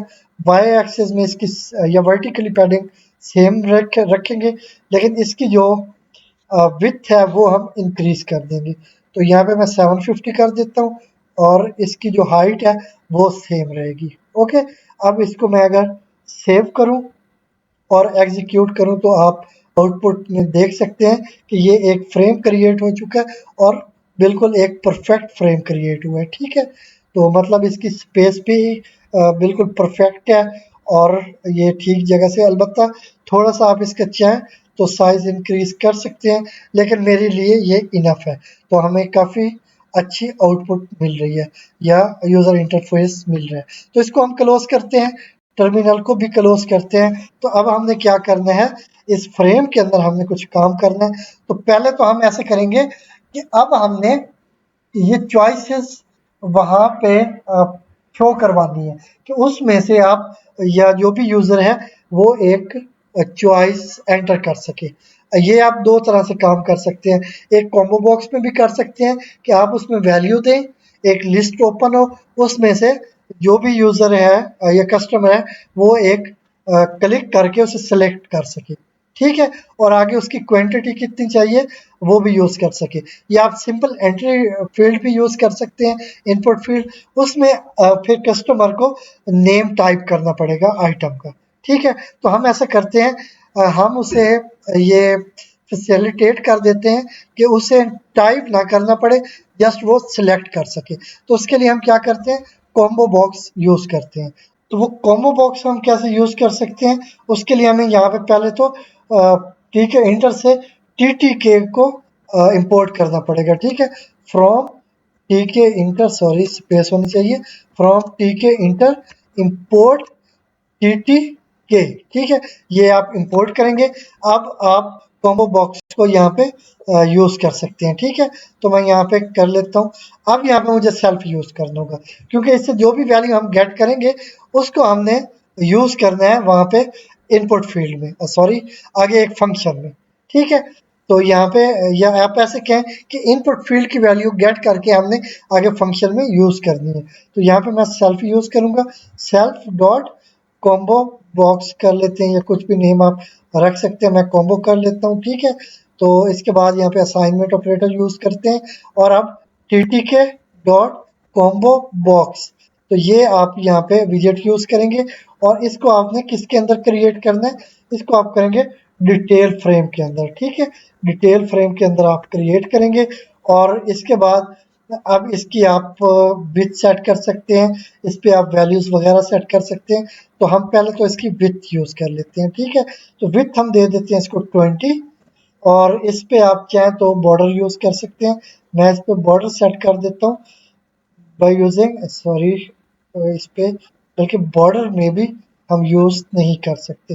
हाँ, यहाँ पे हम बैकग्राउंड कलर सेट कर सकते हैं, बॉर्डर हम यूज़ नहीं कर सकते। तो इसकी विड्थ हो गई और इसके बाद विड्थ के बाद हम ऐसा करेंगे कि इसकी पहले मैं प्लेस सेट कराता हूँ और इसके बाद अगर कुछ इसमें फर्दर करना हो तो वो हम कर लेंगे, ठीक है।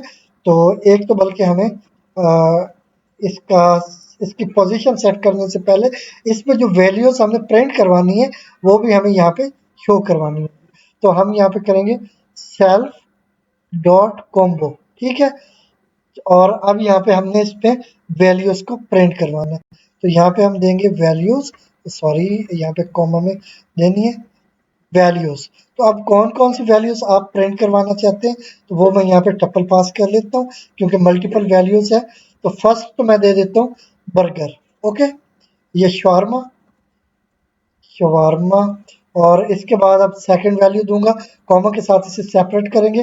सेकंड पे हम करेंगे बर्गर और इसके बाद थर्ड पे हमारी थी चिप्स, ठीक है। तो चिप्स और इसके बाद चिप्स के बाद हम यहाँ पे करेंगे एक शवारमा हो गया, बर्गर, चिप्स, और चिप्स के बाद हमारी कोल्ड ड्रिंक थी, वो हम कर लेते हैं कोल्ड ड्रिंक, और लास्ट में हमारे पास थी आइसक्रीम। ठीक है, तो यहाँ पे दे देते हैं आइस क्रीम। और आइसक्रीम यहाँ पे ये हमारी यही वैल्यू है, shawarma, burger, chips, cold drink and ice cream. तो इससे नेक्स्ट चलते हैं। नेक्स्ट अब हमने क्या करना है, तो नेक्स्ट में हम अब इसकी पोजीशन सेट करेंगे, सेल्फ डॉट कॉम्बो डॉट। तो अब ये कॉम्बो बॉक्स आप इसकी पोजीशन सेट करने के लिए ग्रेड लेआउट लेंगे। ठीक है, यहाँ पे मैंने ग्रेड लिया, तो इसको अब मैंने इसकी मतलब रो नंबर मैंने डिफाइन करनी है, तो इसको मैं फर्स्ट रो में डिफाइन करूंगा, तो 0 वैल्यू दूंगा। कॉलम नंबर इसका डिफाइन करूंगा, तो इसको फर्स्ट कॉलम में क्रिएट करूंगा, तो इसका रो नंबर हो गया, कॉलम नंबर हो गया। और अब इसके बाद पैडिंग लेंगे, पैड एक्स, तो पैड एक्स को मैं वैल्यू दे देता हूँ 20, और पैड वाई को मैं दे देता हूँ, इसको भी मैं 20 वैल्यू दे देता हूँ। ठीक है, तो अब कुछ थोड़ा सा काम मैं यहाँ पे और कर लेता हूँ। तो यहाँ पे हमने क्या करना है, तो इस पे अब हम फॉन्ट स्टाइल भी अप्लाई कर देते हैं। तो यहाँ पे फॉन्ट प्रॉपर्टी यूज करेंगे, और इस पे मैं स्टाइल दे दूंगा एरियल, और इसके बाद इसका साइज मैं दे दूंगा 15। ओके, लेकिन इसको मैं बोल्ड नहीं रखूंगा, तो ये इनफ है। अब मैं इसका आउटपुट प्रिंट करवाना चाहूँगा, तो ये डिटेल फ्रेम के अंदर ही है। ठीक है, इसको मैं कंट्रोल प्लस एस के साथ सेव करता हूँ और एग्जीक्यूट करते हैं। तो एग्जीक्यूट किया, तो ये आपके पास एक आ चुका है कॉम्बो बॉक्स, और इसमें से आप सिलेक्ट कर सकते हैं। ठीक है, जो भी आइटम सिलेक्ट करनी है। लेकिन यहाँ पे एक प्रॉब्लम और है, वो ये कि आप यहाँ पे एंटर कर सकते हैं, लेकिन हम अब ये नहीं चाहते कि कस्टमर इसको एंटर भी करे। ठीक है, तो इसके लिए हम क्या करते हैं, एक तो मैं इसको क्लोज करूं, इसको क्लोज कर लिया, टर्मिनल को भी क्लोज किया। तो अब यहाँ पे हमारे पास एक स्टेट प्रॉपर्टी होती है। ठीक है, उसको हम यहाँ पे यूज करते हैं, स्टेट, मतलब इसकी स्टेट आपने क्या रखनी है, तो मैं उसको रखूंगा रीड ओनली। ठीक है, रीड ओनली, मतलब इस पे आप कुछ भी टाइप ना कर सकें, जस्ट आप सिलेक्ट कर सकें। तो मैं इसको सेव करके फिर एग्जीक्यूट करता हूँ, तो आपको आउटपुट में अब दिखा सकता हूँ कि यहाँ पे बल्कि अभी भी आ रही है। तो वो इस वजह से कि मैंने यहाँ पे जो स्पेस दी है ये मैंने नहीं देनी थी। ठीक है, तो अब इसको हम सेव करके एग्जीक्यूट करते हैं। तो इसे एग्जीक्यूट किया, तो ये ऑलरेडी ओपन है, इसको मैं पहले क्लोज कर लूँ। तो अब फिर से मैं इसको एग्जीक्यूट करता हूँ। ठीक है, तो यहाँ से इसको एग्जीक्यूट किया, तो आउटपुट में अब आप यहाँ पे देखें, तो अब आप यहाँ पे कुछ टाइप नहीं कर सकते। ठीक है, जस्ट आप यहाँ पे क्लिक करेंगे और इनमें से किसी एक आइटम को यहाँ पे सिलेक्ट कर सकेंगे। लेकिन हमें यहाँ पे चाहिए कि एक लेबल भी सेट करेंगे कि सिलेक्ट आइटम। ठीक है, तो वो भी हम दे देते हैं। इसको मैं यहाँ से क्लोज करता हूँ, इसको भी क्लोज करता हूँ, और यहाँ पे अब एक लेबल मैं सेट कर देता हूँ इससे पहले। तो यहाँ पे नेक्स्ट लाइन पे जाते हैं, और यहाँ पे मैं देता हूँ सेलेक्ट लेबल। ठीक है, सेलेक्ट, चलिए सिलेक्ट ही इनफ है, या लेबल कर ही देते हैं, चलिए कंफ्यूज नहीं होंगे। तो सिलेक्ट लेबल हो गया। अब मैंने एक लेबल क्रिएट करना, ठीक है, डॉट लेबल, और इसके बाद इसको हमने किसके अंदर क्रिएट करना है, डिटेल फ्रेम के अंदर। ठीक है, डिटेल फ्रेम के अंदर क्रिएट करेंगे, और इस पर टेक्स्ट प्रॉपर्टी यूज करते हुए हम टेक्स्ट वैल्यू सेट करेंगे कि सेलेक्ट, ठीक है, सॉरी, सेलेक्ट आइटम। ओके, तो यहाँ से आप आइटम सिलेक्ट करें, और इसके बाद इसका हम जो बैकग्राउंड कलर है वो भी चेंज कर देंगे, मतलब वो सेम रखेंगे जो हमारे फ्रेम का है। तो यहाँ पे मैं पहले से कोमा के साथ सेपरेट करूंगा, फिर बीजी प्रॉपर्टी को यूज करते हुए बैकग्राउंड कलर में दूंगा लाइट ग्रे। ठीक है, लाइट ग्रे, और इसके बाद बैकग्राउंड कलर लाइट ग्रे हो गया, और इसका जो फोरग्राउंड कलर है वो हम बाय डिफॉल्ट ब्लैक ही रखेंगे। तो इसके बाद इस पे फॉन्ट प्रॉपर्टी हम यूज करके यहाँ पे उसी तरह हम स्टाइल एरियल दे देंगे, और इसके बाद इसकी जो साइज है वो हम 15 करेंगे, लेकिन इस लेबल को हम बोल्ड रखेंगे। ओके, अब इसको हमने कहाँ पे क्रिएट करना है, यहाँ पे मैं जाता हूँ, तो सेलेक्ट लेबल, ठीक है। और इस पे हमने ग्रिड लेआउट यूज करना है, ग्रिड लेआउट। और इसमें हमने क्या करना है, पहले तो हम रो नंबर डिफाइन करेंगे, तो अब ये फर्स्ट रो में होगा। ओके, लेकिन बल्कि इसका कॉलम भी फर्स्ट होगा, तो कॉलम भी इसका फर्स्ट हम देंगे। और इसके बाद यहाँ पे मे भी मैंने इसकी विड्थ वगैरह नहीं दी, चलें उसकी ज़रूरत भी नहीं पड़ेगी, तो इसकी अब पैडिंग दे देता हूँ। ठीक है, तो यहाँ पे इसकी पैडिंग देता हूँ horizontally by using pad x property, और इसे मैं पैडिंग 20 दे देता हूँ। और पैड वाई, इसको मैं वही 90 दे दूंगा। ठीक है, लेकिन अब यहाँ पे जो नीचे हमारे पास कॉम्बो बॉक्स है, इसका अब कॉलम नंबर हमें चेंज करना होगा, तो ये अब सेकंड कॉलम में जाएगा। ओके, अब इसको मैं अगर सेव करूँ, लेकिन यहाँ पे मुझे जो इसकी पैडिंग है ये भी डिक्रीज कर देनी चाहिए, मतलब जस्ट मैं 5 रख लेता हूँ। ओके, तो यहाँ पे अब 5 रख लेता हूँ, और इसको मैं सेव करके एग्जीक्यूट करता हूँ यहाँ से। तो आउटपुट में अब आप देख सकते हैं ये सिलेक्ट आइटम, तो यहाँ से आप एक आइटम सेलेक्ट करेंगे। तो अब इसमें ये ज़रा नीचे आ रहा है, इसकी मैं रीज़न देख लेता हूँ क्या रीज़न है। तो इसको मैं यहाँ से क्लोज करता हूँ, इसको यहाँ फर्स्ट रो में आना चाहिए था, तो यहाँ पे मैं इसको क्लोज करता हूँ, इसको भी क्लोज करता हूँ। तो देखते हैं इसकी क्या प्रॉब्लम है। सॉरी, इसमें मैंने गलती से यहाँ पे 90 दे दिए वैल्यू, मुझे 20 देनी चाहिए थी। मतलब इसकी जो वर्टिकली पैडिंग थी वो मैंने काफ़ी ज़्यादा कर दी थी। ये पैडिंग वैसे मैंने सेट की हुई थी फ्रेम के लिए। ठीक है, यहाँ पे ये आप देख सकते हैं फ्रेम के लिए की हुई थी, लेकिन यही मैंने फिर यहाँ पे भी डिफाइन कर दी। चलें ठीक है, अब ये आउटपुट में ठीक होगा। तो यहाँ से आप एक आइटम को सिलेक्ट करेंगे। तो अब क्या करना है हमने, इसके साथ ही हम एक और लेबल क्रिएट करेंगे। पहले मैं लेबल क्रिएट कर लेता हूँ, वो मैं इसी को यहाँ से कॉपी करता हूँ कंट्रोल प्लस सी के साथ, और इसे यहाँ पे पेस्ट कर देता हूँ। तो एक और लेबल होगा, ये अब सेम रो में होगा, लेकिन इसका जो कॉलम नंबर है ये अब थर्ड होगा। ठीक है, मतलब इस कॉम्बो बॉक्स के बाद होगा, लेकिन इसका नेम मैं चेंज कर देता हूँ। वो सिलेक्ट लेबल था, तो ये अब क्या होना चाहिए, इसमें हम अपने क्वांटिटी गेट करनी है। ठीक है, क्वांट, इसको भी मैं चेंज कर देता हूँ, और इस पे भी हम करते हैं क्वेंट। ओके, तो ये अब क्वेंट लेबल हो गया। इसमें अब जो रो नंबर है ये सेम रहेगी, लेकिन इसका कॉलम नंबर अब थर्ड होगा। और इसके बाद इसकी पैडिंग में ज़रा चलें पैडिंग इसकी इतनी रहने देते हैं, 20 रहने देते हैं।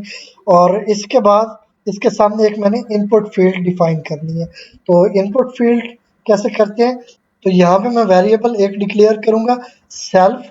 ठीक है, तो अब यहाँ पे हमें सेल्फ यूज करना है, क्योंकि इस विजेट में जो भी वैल्यू होगी, ये एक इनपुट फील्ड हम क्रिएट करने जा रहे हैं, तो इसकी वैल्यू गेट करके हमें किसी फंक्शन में यूज करनी होगी।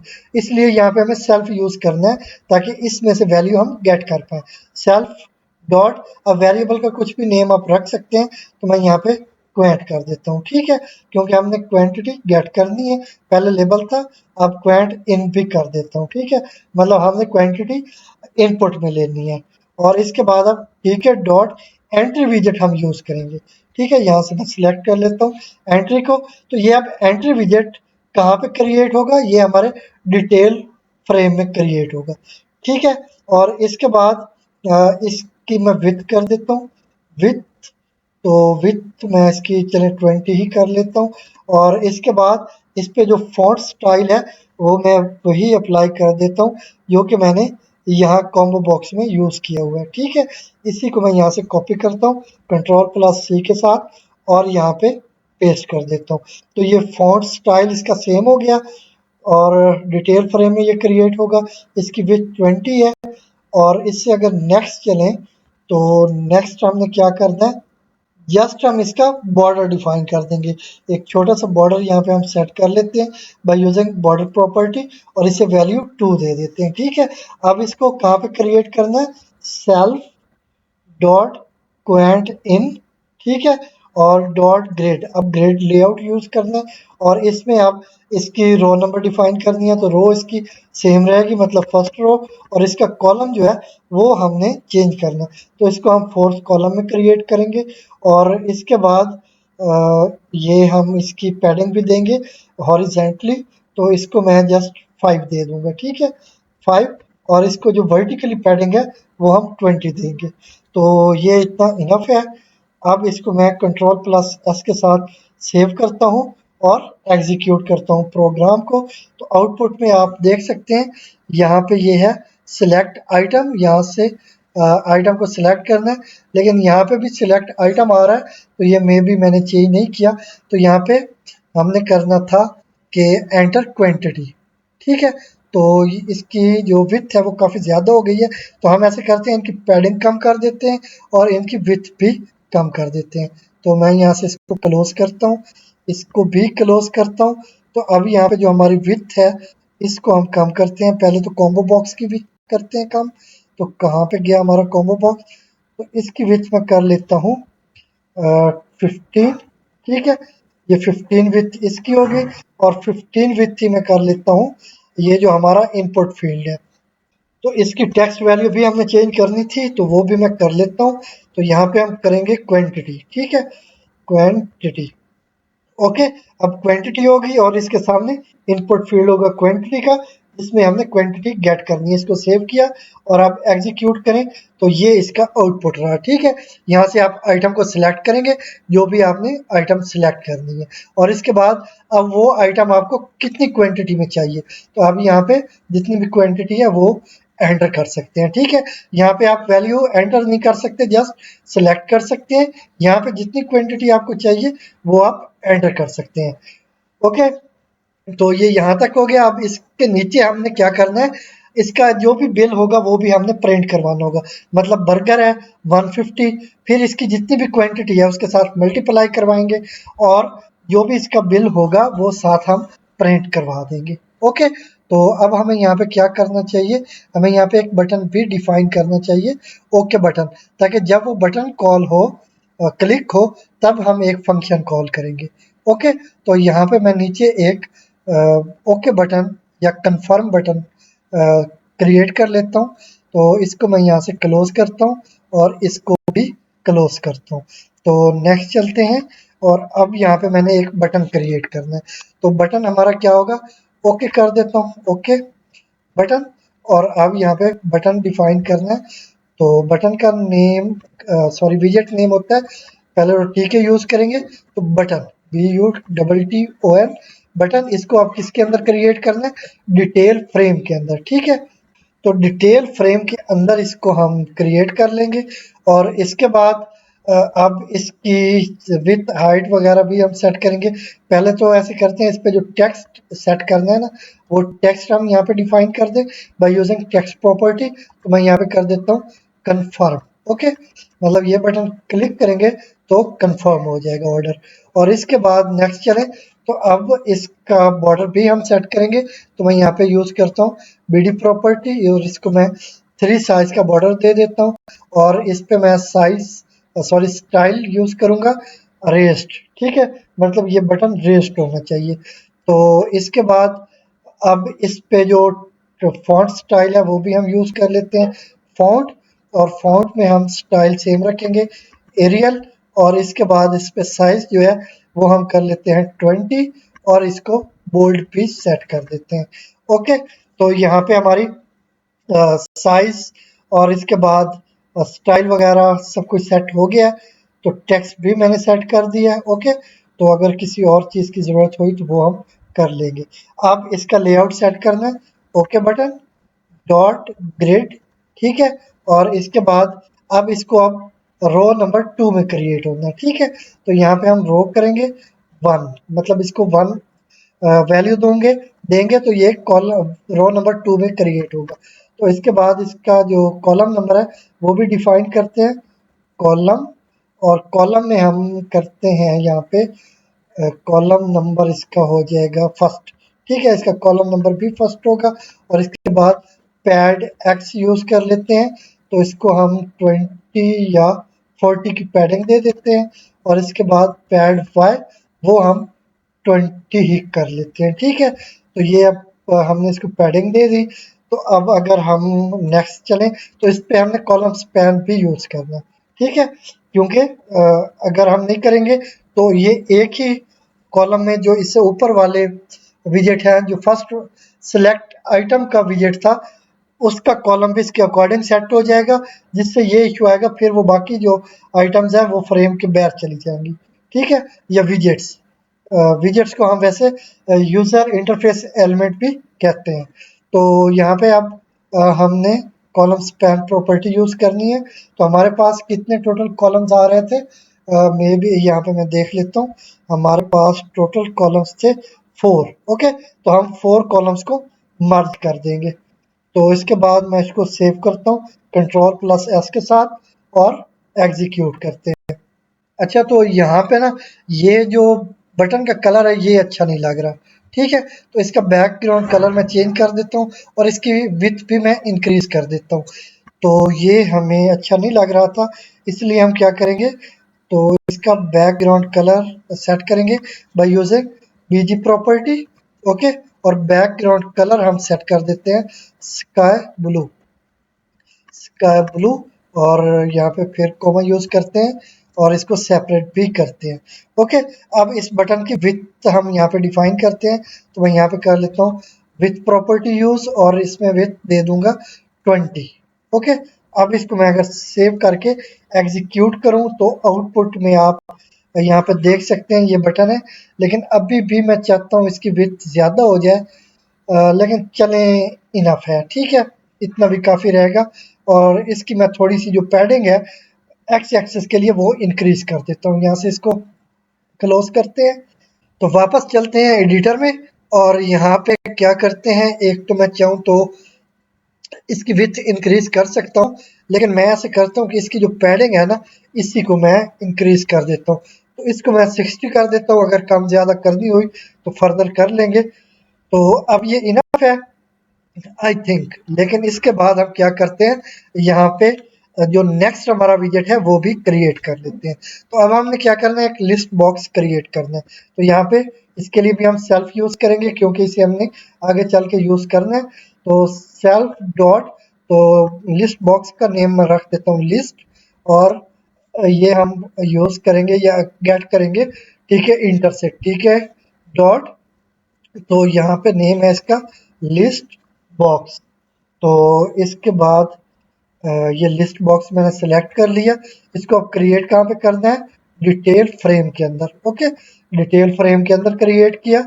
और इससे नेक्स्ट चलें तो इसका हम बैकग्राउंड कलर भी सेट कर सकते हैं। ठीक है, तो मैं यहाँ पे बैकग्राउंड कलर के लिए बीजी प्रॉपर्टी लेता हूँ। बैकग्राउंड कलर के लिए बीजी प्रॉपर्टी ली और बैकग्राउंड कलर मैं दे देता हूँ सियान। ओके, और इसके बाद बॉर्डर पीस का ले लेते हैं by using BD property. Okay, तो बॉर्डर में इसको 5 दे देता हूँ और यहाँ पे रिलीफ प्रॉपर्टी को यूज करते हुए यहाँ पे हम सनकेन स्टाइल ले लेते हैं। ठीक है, और ये बैकग्राउंड कलर हो गया। इस पे आप फॉन्ट भी सेट करते हैं। तो फॉन्ट मैं यहाँ ऊपर से ले लेता हूँ यहाँ से। ठीक है, तो इसी को मैं कॉपी करता हूँ और इसको यहाँ पे मैं पेस्ट कर देता हूँ। तो ये हमारी फॉन्ट प्रॉपर्टी आ गई विद वैल्यूज। और इससे नेक्स्ट हमें यहाँ पे क्या करना चाहिए, आई थिंक इतना इनफ होगा। तो अब नेक्स्ट हम चलते हैं, तो यहाँ पे करते हैं सेल्फ डॉट लिस्ट, क्योंकि हमने अब ग्रिड लेआउट यूज करना है इस पे। तो यहाँ पे हम ग्रिड यूज करेंगे और अब इसमें हम इसकी रो नंबर डिफाइन करेंगे। तो अब ये थर्ड रो में होगा, तो मैं इसे 2 वैल्यू दे देता हूँ। कॉलम नंबर इसका फर्स्ट होगा, तो मैं इसे 0 वैल्यू दे देता हूँ। और इसके बाद इसकी जो विड्थ है वो वैसे विड्थ मुझे ऊपर डिफाइन करनी है यहाँ पे। ठीक है, यहाँ पे मैं विड्थ डिफाइन करूंगा विथ प्रॉपर्टी। इसे कॉमा के साथ सेपरेट कर लेते हैं पहले। तो ये विथ अब मैं इसको दे देता हूँ, ये विथ ये होती है कि हमारी एक लाइन में कितने कैरेक्टर्स आ सकेंगे। तो विथ इसको मैं दे देता हूँ 60। ठीक है, तो इसे 60 विथ दे देता हूँ और इसकी हाइट भी लेते हैं, मतलब इस लिस्ट बॉक्स में टोटल कितनी लाइंस आ सकेंगी। तो यहाँ पे हाइट यूज कर लेते हैं, पहले इसे कॉमा के साथ सेपरेट भी कर लेते हैं। तो हाइट में मैं इसे वैल्यू दे देता हूँ 15। ओके, तो इसे 15 दे दी। अब यहाँ पे चलें तो अब इसकी मैं पैडिंग भी सेट कर लेता हूँ।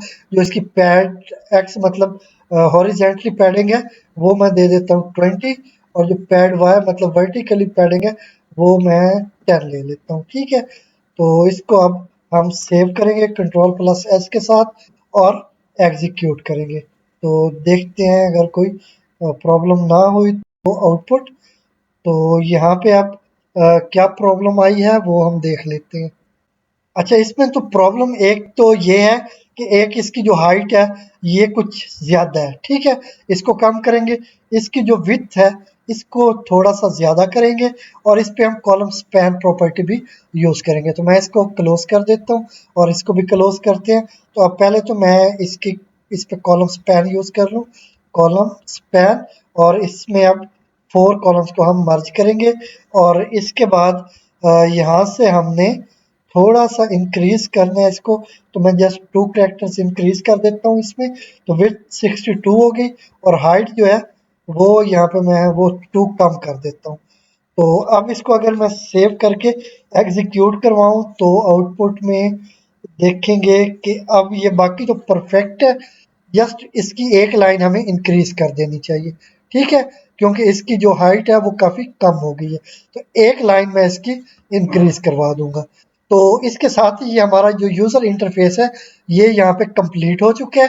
तो अब हमने डेटाबेस का काम करना है और डेटाबेस के साथ बाद हम यहाँ पे इस बटन को फंक्शनल करेंगे और ये जो हमारे इनपुट फील्ड्स या कॉम्बो बॉक्स है इनको भी फंक्शनल करेंगे, ठीक है? तो इसको मैं यहाँ से क्लोज करता हूँ, इसको भी क्लोज करते हैं। तो अब चलते हैं डेटाबेस का काम कर लेते हैं। तो यहाँ पे आई होप आपने माई एसक्यूएल डेटाबेस को सेटअप कर लिया होगा। अगर नहीं किया तो और जानते भी नहीं कि कैसे किया जाता है तो मैं वीडियो का लिंक डिस्क्रिप्शन में दे दूंगा।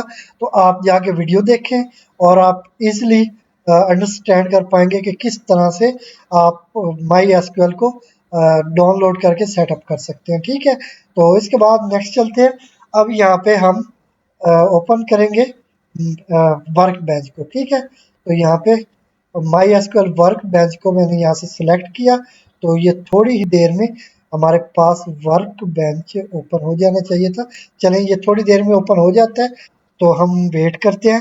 वर्क बेंच हमारे पास ओपन हो चुका है। अब इसको हम क्लिक करके ओपन कर लेते हैं। ओके, तो पासवर्ड आपको एंटर करना होगा।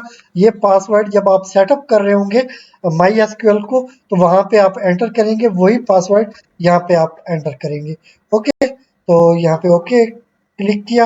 अब सबसे पहले हमें यहाँ पे एक डेटाबेस क्रिएट करना। तो यहाँ पे मैं डेटाबेस क्रिएट कर लेता हूँ with name cafe. Okay, cafe dB कर लेते हैं। कैफे डीबी मतलब कैफे डेटाबेस। इसको हम सिलेक्ट करते हैं पहले और एग्जीक्यूट करते हैं। तो एक डेटाबेस हमने क्रिएट कर लिया। अब इसको कनेक्ट करवाते हैं। तो यहाँ पे डेटाबेस पे क्लिक करेंगे, कनेक्ट टू डेटाबेस पे जाएंगे। यहाँ पे आप डेटाबेस का नेम टाइप करेंगे। तो वो है हमारा कैफे डीबी। ओके, और यहाँ पे ओके बटन क्लिक करें। अब ये सक्सेसफुली, अगर जब आप यहाँ पे पासवर्ड एंटर करेंगे तो ये कनेक्ट हो जाएगा और यहाँ पे ये कनेक्ट हो चुका है। अब यहाँ पे हमें एक टेबल क्रिएट करना है, ठीक है? इस डेटाबेस के अंदर एक टेबल क्रिएट करेंगे। उसके लिए हमारे पास क्वेरी है क्रिएट टेबल। टेबल का नेम कुछ भी रख सकते हैं, मैं कैफे रख देता हूँ। और इसके अंदर आप कुछ कॉलम्स हमने क्रिएट करने हैं। तो फर्स्ट हम क्या करते हैं, आइटम नेम ले लेते हैं। ओके, ये मैं सिंपली आइटम ले लेता हूँ और इसकी जो टाइप है वो कर लेते हैं varchar, मतलब ये स्ट्रिंग टाइप होगी इसलिए varchar कर रहे हैं। और इसका साइज मैं 15 कर देता हूँ। आप अपने रिक्वायरमेंट के अकॉर्डिंग इसका साइज डिफाइन कर लें, ठीक है? एक आइटम हो गया और फिर इसकी प्राइस हो गई। और प्राइस की जो टाइप है वो इंटीजर होनी चाहिए। तो यहाँ पे इंट कर देते हैं और इसके बाद इसका जो साइज है वो भी मैं ले लेता हूँ, वो 10 का ले लेता हूँ। ओके, आप अपने अकॉर्डिंग देख लीजिएगा। जस्ट मैंने यहाँ पे 2 कॉलम्स क्रिएट किए, एक आइटम के लिए जिसमें आइटम का नेम होगा, सेकंड प्राइस के लिए जिसमें हमने प्राइस इंसर्ट करनी है, ठीक है? तो यहाँ पे फॉर्मी कॉलम आप यूज़ कर लें, बेस्ट प्रैक्टिस। और इसके बाद इसको सिलेक्ट करें और एग्जीक्यूट करवाएं। तो एक टेबल हमारा ये कैफे के नाम से क्रिएट हो चुका है, ठीक है? अब हमने क्या करना है, अब हमने जो इन्फॉर्मेशन थी या जो मेन्यू था वो आइटम नेम और उसके अकॉर्डिंग प्राइस हमने यहाँ पे इंसर्ट कर लेनी है। तो ये मैं यहाँ पे, वो आप चाहें तो प्रोग्राम में एक अलग से बटन क्रिएट करके उस पे एक फंक्शन डिफाइन करके उसमें आप कॉल कर सकते हैं, लेकिन वो काफ़ी लेंथी प्रोसेस हो जाएगा। तो यहाँ पे हम यहीं पे वैल्यू इंसर्ट कर लेते हैं। ओके, तो यहाँ पे मैं करूँगा इंसर्ट इनटू, तो किस में इंसर्ट करनी है, कैफे में। ओके, तो कैफे में आपने इंसर्ट करनी है वैल्यूज। ओके, तो फर्स्ट पे आप क्या करेंगे, आइटम नेम जो कि था शवारमा। ओके, तो यहाँ पे आप एंटर करेंगे शवारमा, तो ये कॉमा आप यूज करेंगे, शवारमा। ओके, तो यहाँ पे आपको फर्स्ट जो आइटम नेम है वो यहाँ पे एंटर करना होगा। तो यहाँ पे ये मैं पैरेंथेसिस कंप्लीट कर लूँ। अब इसमें आपको कॉमा यूज करना है, क्योंकि ये जो आइटम नेम है ये एक स्ट्रिंग वैल्यू है, ये कैरेक्टर वैल्यू है। ठीक है, तो इसके अंदर अब जो नेम हमने डिफाइन किया था वो था शवारमा। ओके, तो यही ये अब सेम होने चाहिए जो आपके कॉम्बो बॉक्स में नेम थे। ठीक है, क्योंकि ये अगर नहीं होंगे तो फिर आपको प्रॉब्लम आएगी, ये कंपेयर आप नहीं करवा सकेंगे। तो ये फर्स्ट यहाँ पे हमारे पास लेटर कैपिटल है सबके, तो हम वहाँ पे भी कैपिटल रखेंगे। ठीक है, तो यहाँ पे अलबत्ता हमें ये करना चाहिए, जो कोल्ड ड्रिंक है इसमें हमें अंडरस्कोर यूज कर लेना चाहिए। ठीक है, और आइसक्रीम में भी अंडरस्कोर यूज कर लेना चाहिए। तो ये shawarma, burger, chips, cold drink और आइसक्रीम। ओके, तो अब ये बिल्कुल इसी तरह से आपने इनकी वैल्यूज इंसर्ट करनी है जैसे कि यहाँ पे नेम है। ओके, अदरवाइज जब आप इनको आगे चल के कंपेयर या मैच करवाने लगेंगे तो वहाँ पे आपको प्रॉब्लम आएगी। इसको मैं मिनिमाइज करता हूँ। तो अब ये शवारमा था। ओके, और इसकी अब प्राइस जो है वो हमने सेट करनी है, इंसर्ट करनी है। तो इसकी प्राइस हमने की हुई थी 120। ओके, तो ये एक वैल्यू इंसर्ट होगी और इसको मैं इंसर्ट कर लेता हूँ। यहाँ से इसको सिलेक्ट करते हैं और एग्जीक्यूट करते हैं। तो यहाँ पे इंसर्टेड इनटू कैफेटेरिया, तो एक रो हमारी इसमें इंसर्ट हो चुकी है। ओके, तो नेक्स्ट चलें। अब जो नेक्स्ट आइटम है वो हमारी थी बर्गर। तो यहाँ पे मैं डिफाइन करता हूँ बर्गर, और इसकी जो प्राइस थी वो हम यहाँ पे डिफाइन करेंगे 150। ओके, अब इसको हम यहाँ से सिलेक्ट करेंगे बर्गर को और एग्जीक्यूट करेंगे, तो एक और रो इंसर्ट हो चुकी है। अब इसी तरह हम बर्गर के बाद चिप्स, इसको मैं यहाँ से रिमूव कर देता हूँ चिप्स, और इसके बाद चिप्स की प्राइस हमने 100 रखी थी। ओके, अब इसको सिलेक्ट करते हैं और क्वेरी को एग्जीक्यूट करते हैं, तो एक और रो इंसर्ट हो चुकी है। ठीक है, तो अब इसी तरह कोल्ड ड्रिंक हमने यहाँ पे डिफाइन करनी है आइटम नेम, तो यहाँ पे कर लेते हैं कोल्ड अंडरस्कोर ड्रिंक। ओके, और इसकी जो प्राइस थी वो हमने 50 रुपीज़ रखी थी, तो ये 50 हो गई। और इसको मैं सिलेक्ट करता हूँ, तो सिलेक्ट करने के बाद एग्जीक्यूट करते हैं, तो एक और आइटम हमने डेटाबेस में ऐड कर ली। अब इसके बाद हमारी आइसक्रीम आएगी, तो यहाँ पे ice cream, ice underscore cream. Okay, तो ये आइसक्रीम हो गई और इसकी जो प्राइस थी वो 80 रुपीज़ थी। ओके, तो ये भी मैं सिलेक्ट करके एग्जीक्यूट करवा देता हूँ। तो अब मैंने क्या किया, कुछ आइटम्स को मैंने इंसर्ट कर दिया जिनको मैंने मेंशन किया हुआ था मेन्यू में। ओके, तो अब यहाँ पे अगर मैं नेक्स्ट लाइन पे जाऊँ, इसको मैं देख लेता हूँ कि हमने क्या क्या इंसर्ट किया। तो इसको हम कैसे करेंगे, select all from cafe. Okay, तो इसको मैं यहाँ से सिलेक्ट कर लेता हूँ, सिलेक्ट, यहाँ पे क्या प्रॉब्लम है, तो यहाँ पे एरर आ रहा है। तो ये किस वजह से है कि यहाँ पे ऊपर हमने सेमी कॉलन यूज नहीं किया। ठीक है, तो यहाँ पे हमने सेमी कॉलन यूज किया। अब ये सिलेक्ट ऑल फ्रॉम कैफे, तो जितने भी आइटम्स हैं या उनके अकॉर्डिंग प्राइस है, वो सब वैल्यूज यहाँ पे प्रिंट हो जाएंगी। तो मैं यहाँ से एग्जीक्यूट करता हूँ, तो ये shawarma 150, burger sorry shawarma 120, burger 150, chips 100, cold drink 50 और आइसक्रीम 80 रुपीज़ की। ठीक है, तो ये अब इंफॉर्मेशन हमारे डेटाबेस में स्टोर हो चुकी है। तो इसको मैं यहाँ से मिनिमाइज करता हूँ, अपने प्रोग्राम में वापस चलते हैं। तो अब यहाँ पे फिर से मैं कंफर्म कर लेता हूँ कि हमारे नेम क्या सेम है। तो ठीक है, ये सेम ही है। तो अब हम क्या करेंगे, यहाँ पे हम एक फंक्शन में जाएंगे।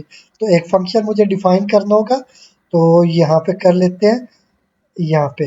तो फंक्शन के लिए मैं पहले डेफ कीवर्ड यूज करूंगा, और इसके बाद फंक्शन का नेम आप कुछ भी अपने अकॉर्डिंग सेट कर सकते हैं। तो मैं यहाँ पे कर लेता हूँ बिल। हम बिल के लिए ही होना है, तो यहाँ पे मैं बिल कर लेता हूँ। ओके, बिल फंक्शन, क्योंकि हमने अब बिल प्रिंट करवाना होगा, तो यहाँ पे बिल फंक्शन, और यहाँ पे हम self as a parameter pass करेंगे। तो इससे नेक्स्ट चलते हैं। अब हमने क्या करना है कि जो यूजर ने वैल्यू इंसर्ट की है, मतलब उसने जो आइटम सिलेक्ट की है, और इसके बाद जितनी क्वांटिटी उसने आगे एंटर की है, वो सब हमने यहाँ पे एक लोकल वेरिएबल में गेट कर लेनी है। ठीक है, तो वो हम कैसे करेंगे, उसके लिए हम यहाँ पे एक वेरिएबल नेम डिक्लेयर कर देंगे। तो वो हम करेंगे, क्योंकि लोकल वेरिएबल यहाँ पे होगा, तो यहाँ पे सेल्फ की ज़रूरत नहीं होगी। जस्ट मैं यहाँ पे कर लेता हूँ आइटम। ओके, ये एक वेरिएबल डिक्लेयर कर रहा हूँ।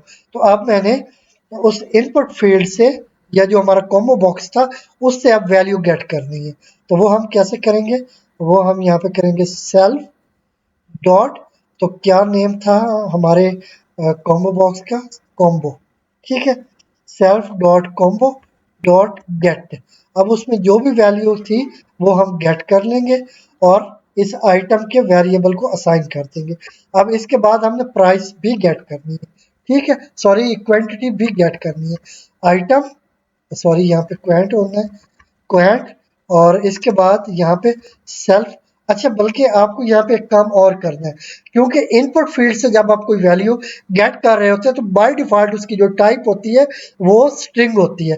तो अब क्योंकि क्वांटिटी है, ये आपको इंटीजर वैल्यू में चाहिए होगी, क्योंकि इस पे आपने कुछ मल्टीप्लिकेशंस भी करनी है।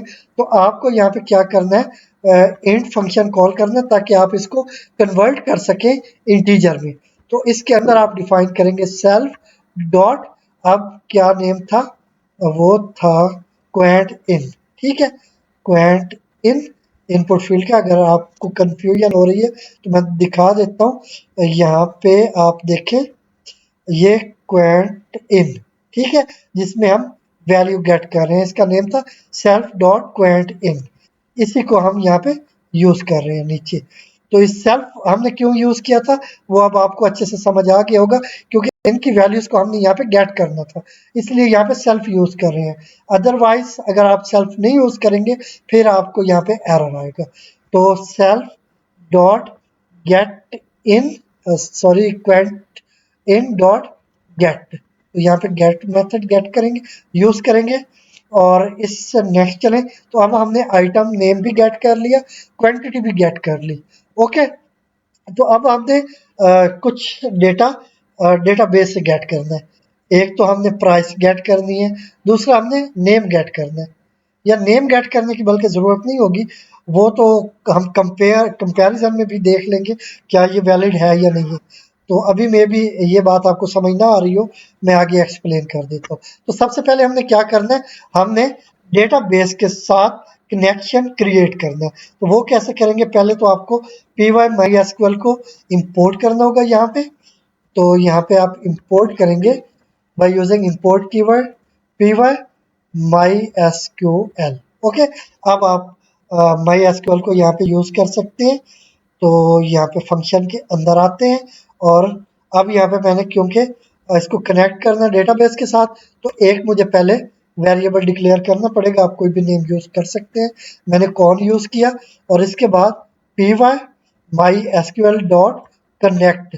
अब ये कनेक्ट का मेथड मैं यहाँ पे कॉल करूँगा, और इसमें कुछ पैरामीटर्स मैंने एंटर करने हैं, जैसा कि होस्ट। ओके, तो जो हमारा होस्ट है वो बाय डिफॉल्ट लोकल होस्ट है, और इसके बाद होस्ट के बाद जो यूज़र है वो बाय डिफॉल्ट हमारा रूट है। Okay, root. अब इसके बाद पासवर्ड आपको देना होगा, जो कि आप यूज़ करते हैं डेटाबेस के लिए। मेरा पासवर्ड यहाँ पे एडमिन है, तो मैं एडमिन दे देता हूँ। इससे नेक्स्ट चले तो आपको डेटाबेस का नेम भी डिफाइन करना है। तो यहाँ पे डेटाबेस डिफाइन करें, और डेटाबेस का नेम था हमारा कैफे डीबी। ओके, तो ये ज़रूरी पैरामीटर्स है, ये आपको मस्ट यहाँ पे डिफाइन करने हैं। ओके, अब हम यहाँ पे कर्सर क्रिएट करेंगे। तो यहाँ पे मैं पहले एक वेरिएबल डिक्लेयर कर देता हूँ CUR के नाम से, और अब कॉन डॉट कर्सर। तो यहाँ पे हम कर्सर को कॉल कर लेंगे। तो अब इसको हमने एक्सेस किया, तो अब हमने क्या करना है, क्वेरी को एग्जीक्यूट करवाना है। ओके, तो यहाँ पे हम करेंगे, ये कर्सर है तो कर्सर डॉट एग्जीक्यूट, ये मेथड यूज किया जाता है क्वेरीज को एग्जीक्यूट करने के लिए। तो हमारे पास क्वेरी क्या है, हमने सेलेक्ट करना है सेलेक्ट।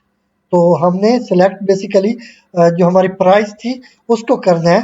तो यहाँ पे हम कर लेते हैं सेलेक्ट प्राइस। ओके, ये प्राइस हमारा डेटाबेस के अंदर जो टेबल था कैफे के नाम से, उसका एक कॉलम है। ठीक है, उसको हम सेलेक्ट कर रहे हैं, select price from cafe. Cafe हमारा टेबल नेम है, फ्रॉम कैफे वेयर। तो अब हमने यहाँ पे कॉलम का जो नेम था, आइटम का नेम, वो हमने यहाँ पे लेना है where item is equal to. तो अब जो आइटम का नेम है वो हमने कहाँ से गेट करना है, वो हमने यूजर से गेट करना है। ओके, तो यूजर से हम गेट करके किस वेरिएबल में असाइन कर रहे थे, आइटम को यहाँ पे हम असाइन कर रहे थे। ठीक है, तो अब यहाँ पे मैं कॉमा के साथ इसको सेपरेट करके वेरिएबल नेम डिफाइन कर दूंगा, जिसमें हमने आइटम का नेम गेट किया हुआ है कॉम्बो बॉक्स से। ठीक है, तो यहाँ पे कॉम्बो बॉक्स से आपने वैल्यू गेट की, मतलब जो भी आइटम नेम था वो आपने इस वेरिएबल को असाइन किया। अब वही वेरिएबल नेम आप यहाँ पे डिफाइन कर रहे हैं, ताकि इसमें जो भी वैल्यू आई है वो आप रिप्लेस कर सके इस प्लेस होल्डर के साथ। ठीक है, तो ये रिप्लेस हो जाएगा आइटम की वैल्यू के साथ। ओके, तो यहाँ पे हम क्या क्वेरी करें, select price from cafe where item. तो यहाँ पे अब आइटम, क्योंकि हमारा ये नेम था कॉलम का डेटाबेस के अंदर, तो इसकी जो भी वैल्यू होगी, मतलब अगर यूजर ने चिप्स एंटर किया था, ठीक है, तो ये चिप्स के साथ कंपेयर होगा। तो जब चिप्स के साथ इसको कंपेयर किया जाएगा तो चिप्स की जो भी प्राइस है वो हमारे पास यहाँ पे गेट हो जाएगी। ओके, नेक्स्ट चलते हैं। अब ये जो भी हमारे पास रो सिलेक्ट हुई है, ये हमने फेच कर लेनी है एक वेरिएबल में। तो वेरिएबल का नेम मैं रो रख लेता हूँ, आप अपनी मर्जी से कुछ भी नेम रख सकते हैं। ठीक है, तो अब यहाँ पे हमने इस रो को फेच करना है by using cursor dot fetch. तो फेच वन, क्योंकि एक ही रो हम सिलेक्ट करेंगे, फेच वन। तो ये मेथड यूज करते हुए हम एक रो फेच कर लेंगे। अब हमने यहाँ पे कंडीशन सेट करनी है कि क्या इसमें कोई रो आई भी है या नहीं आई। मतलब अगर जो यूजर ने आइटम सिलेक्ट की है, बल्कि यहाँ पे ऑफ कोर्स आइटम जरूर आएगी या नेम जरूर आएगा, क्योंकि उसने सिलेक्ट की है। अगर वो एंटर करता तो हो सकता था कि वो कोई इनवैलिड एंट्री कर रहा है, लेकिन अब क्योंकि हमने उसे ओनली रीड ओनली वैल्यूज दी हुई थी, तो जस्ट उनमें से ही उसने सिलेक्ट करना है। तो इसका ये मतलब है कि जो एंट्री है वो इनवैलिड तो हो नहीं सकती, इसलिए हमें यहाँ पे इफ कंडीशन यूज करने की भी ज़रूरत नहीं है। तो हम क्या करेंगे, जस्ट अब यहाँ पे हम प्राइस को गेट करेंगे, जो भी आइटम सेलेक्ट की थी हमारे कस्टमर थे, उसको हम क्वांटिटी के साथ हम मल्टीप्लाई करवाएंगे। ठीक है, और जो भी वैल्यू होगी या प्रोडक्ट होगी उसको एक और वेरिएबल डिक्लेयर करके उसमें गेट कर लेंगे। तो मैं यहाँ पे क्या करता हूँ, एक कर लेता हूँ बिल के नाम से, या बिल की निस्बत बेहतर होगा कि हम टोटल कर लें। ओके, टोटल, और यहाँ पे टोटल के नाम से मैंने वेरिएबल डिक्लेयर किया। और अब क्या करूँगा, यहाँ पे जो रो थी इसके फर्स्ट इंडेक्स में प्राइस आई थी। ठीक है, क्योंकि हमने प्राइस को सिलेक्ट किया था। तो अब ये एक ही है, तो मतलब इसका जो फर्स्ट इंडेक्स है वो सिलेक्ट हुआ, तो यहाँ पे वो हमने डिफाइन कर दिया। मतलब जो इसकी प्राइस है उसको हम मल्टीप्लाई करवाएंगे किसके साथ, क्वेंट के साथ। मतलब अगर यूजर ने 2 क्वांटिटी एंटर की थी तो फिर उसके साथ हम इसको मल्टीप्लाई करवा रहे हैं। तो इससे जो भी आउटपुट होगी वो इस टोटल के वेरिएबल को असाइन हो जाएगी। अब इससे नेक्स्ट चलें, तो नेक्स्ट जाके अब हमने इसका जो बिल होगा वो प्रिंट करवाना है, जो हमारा लिस्ट बॉक्स है उसके अंदर।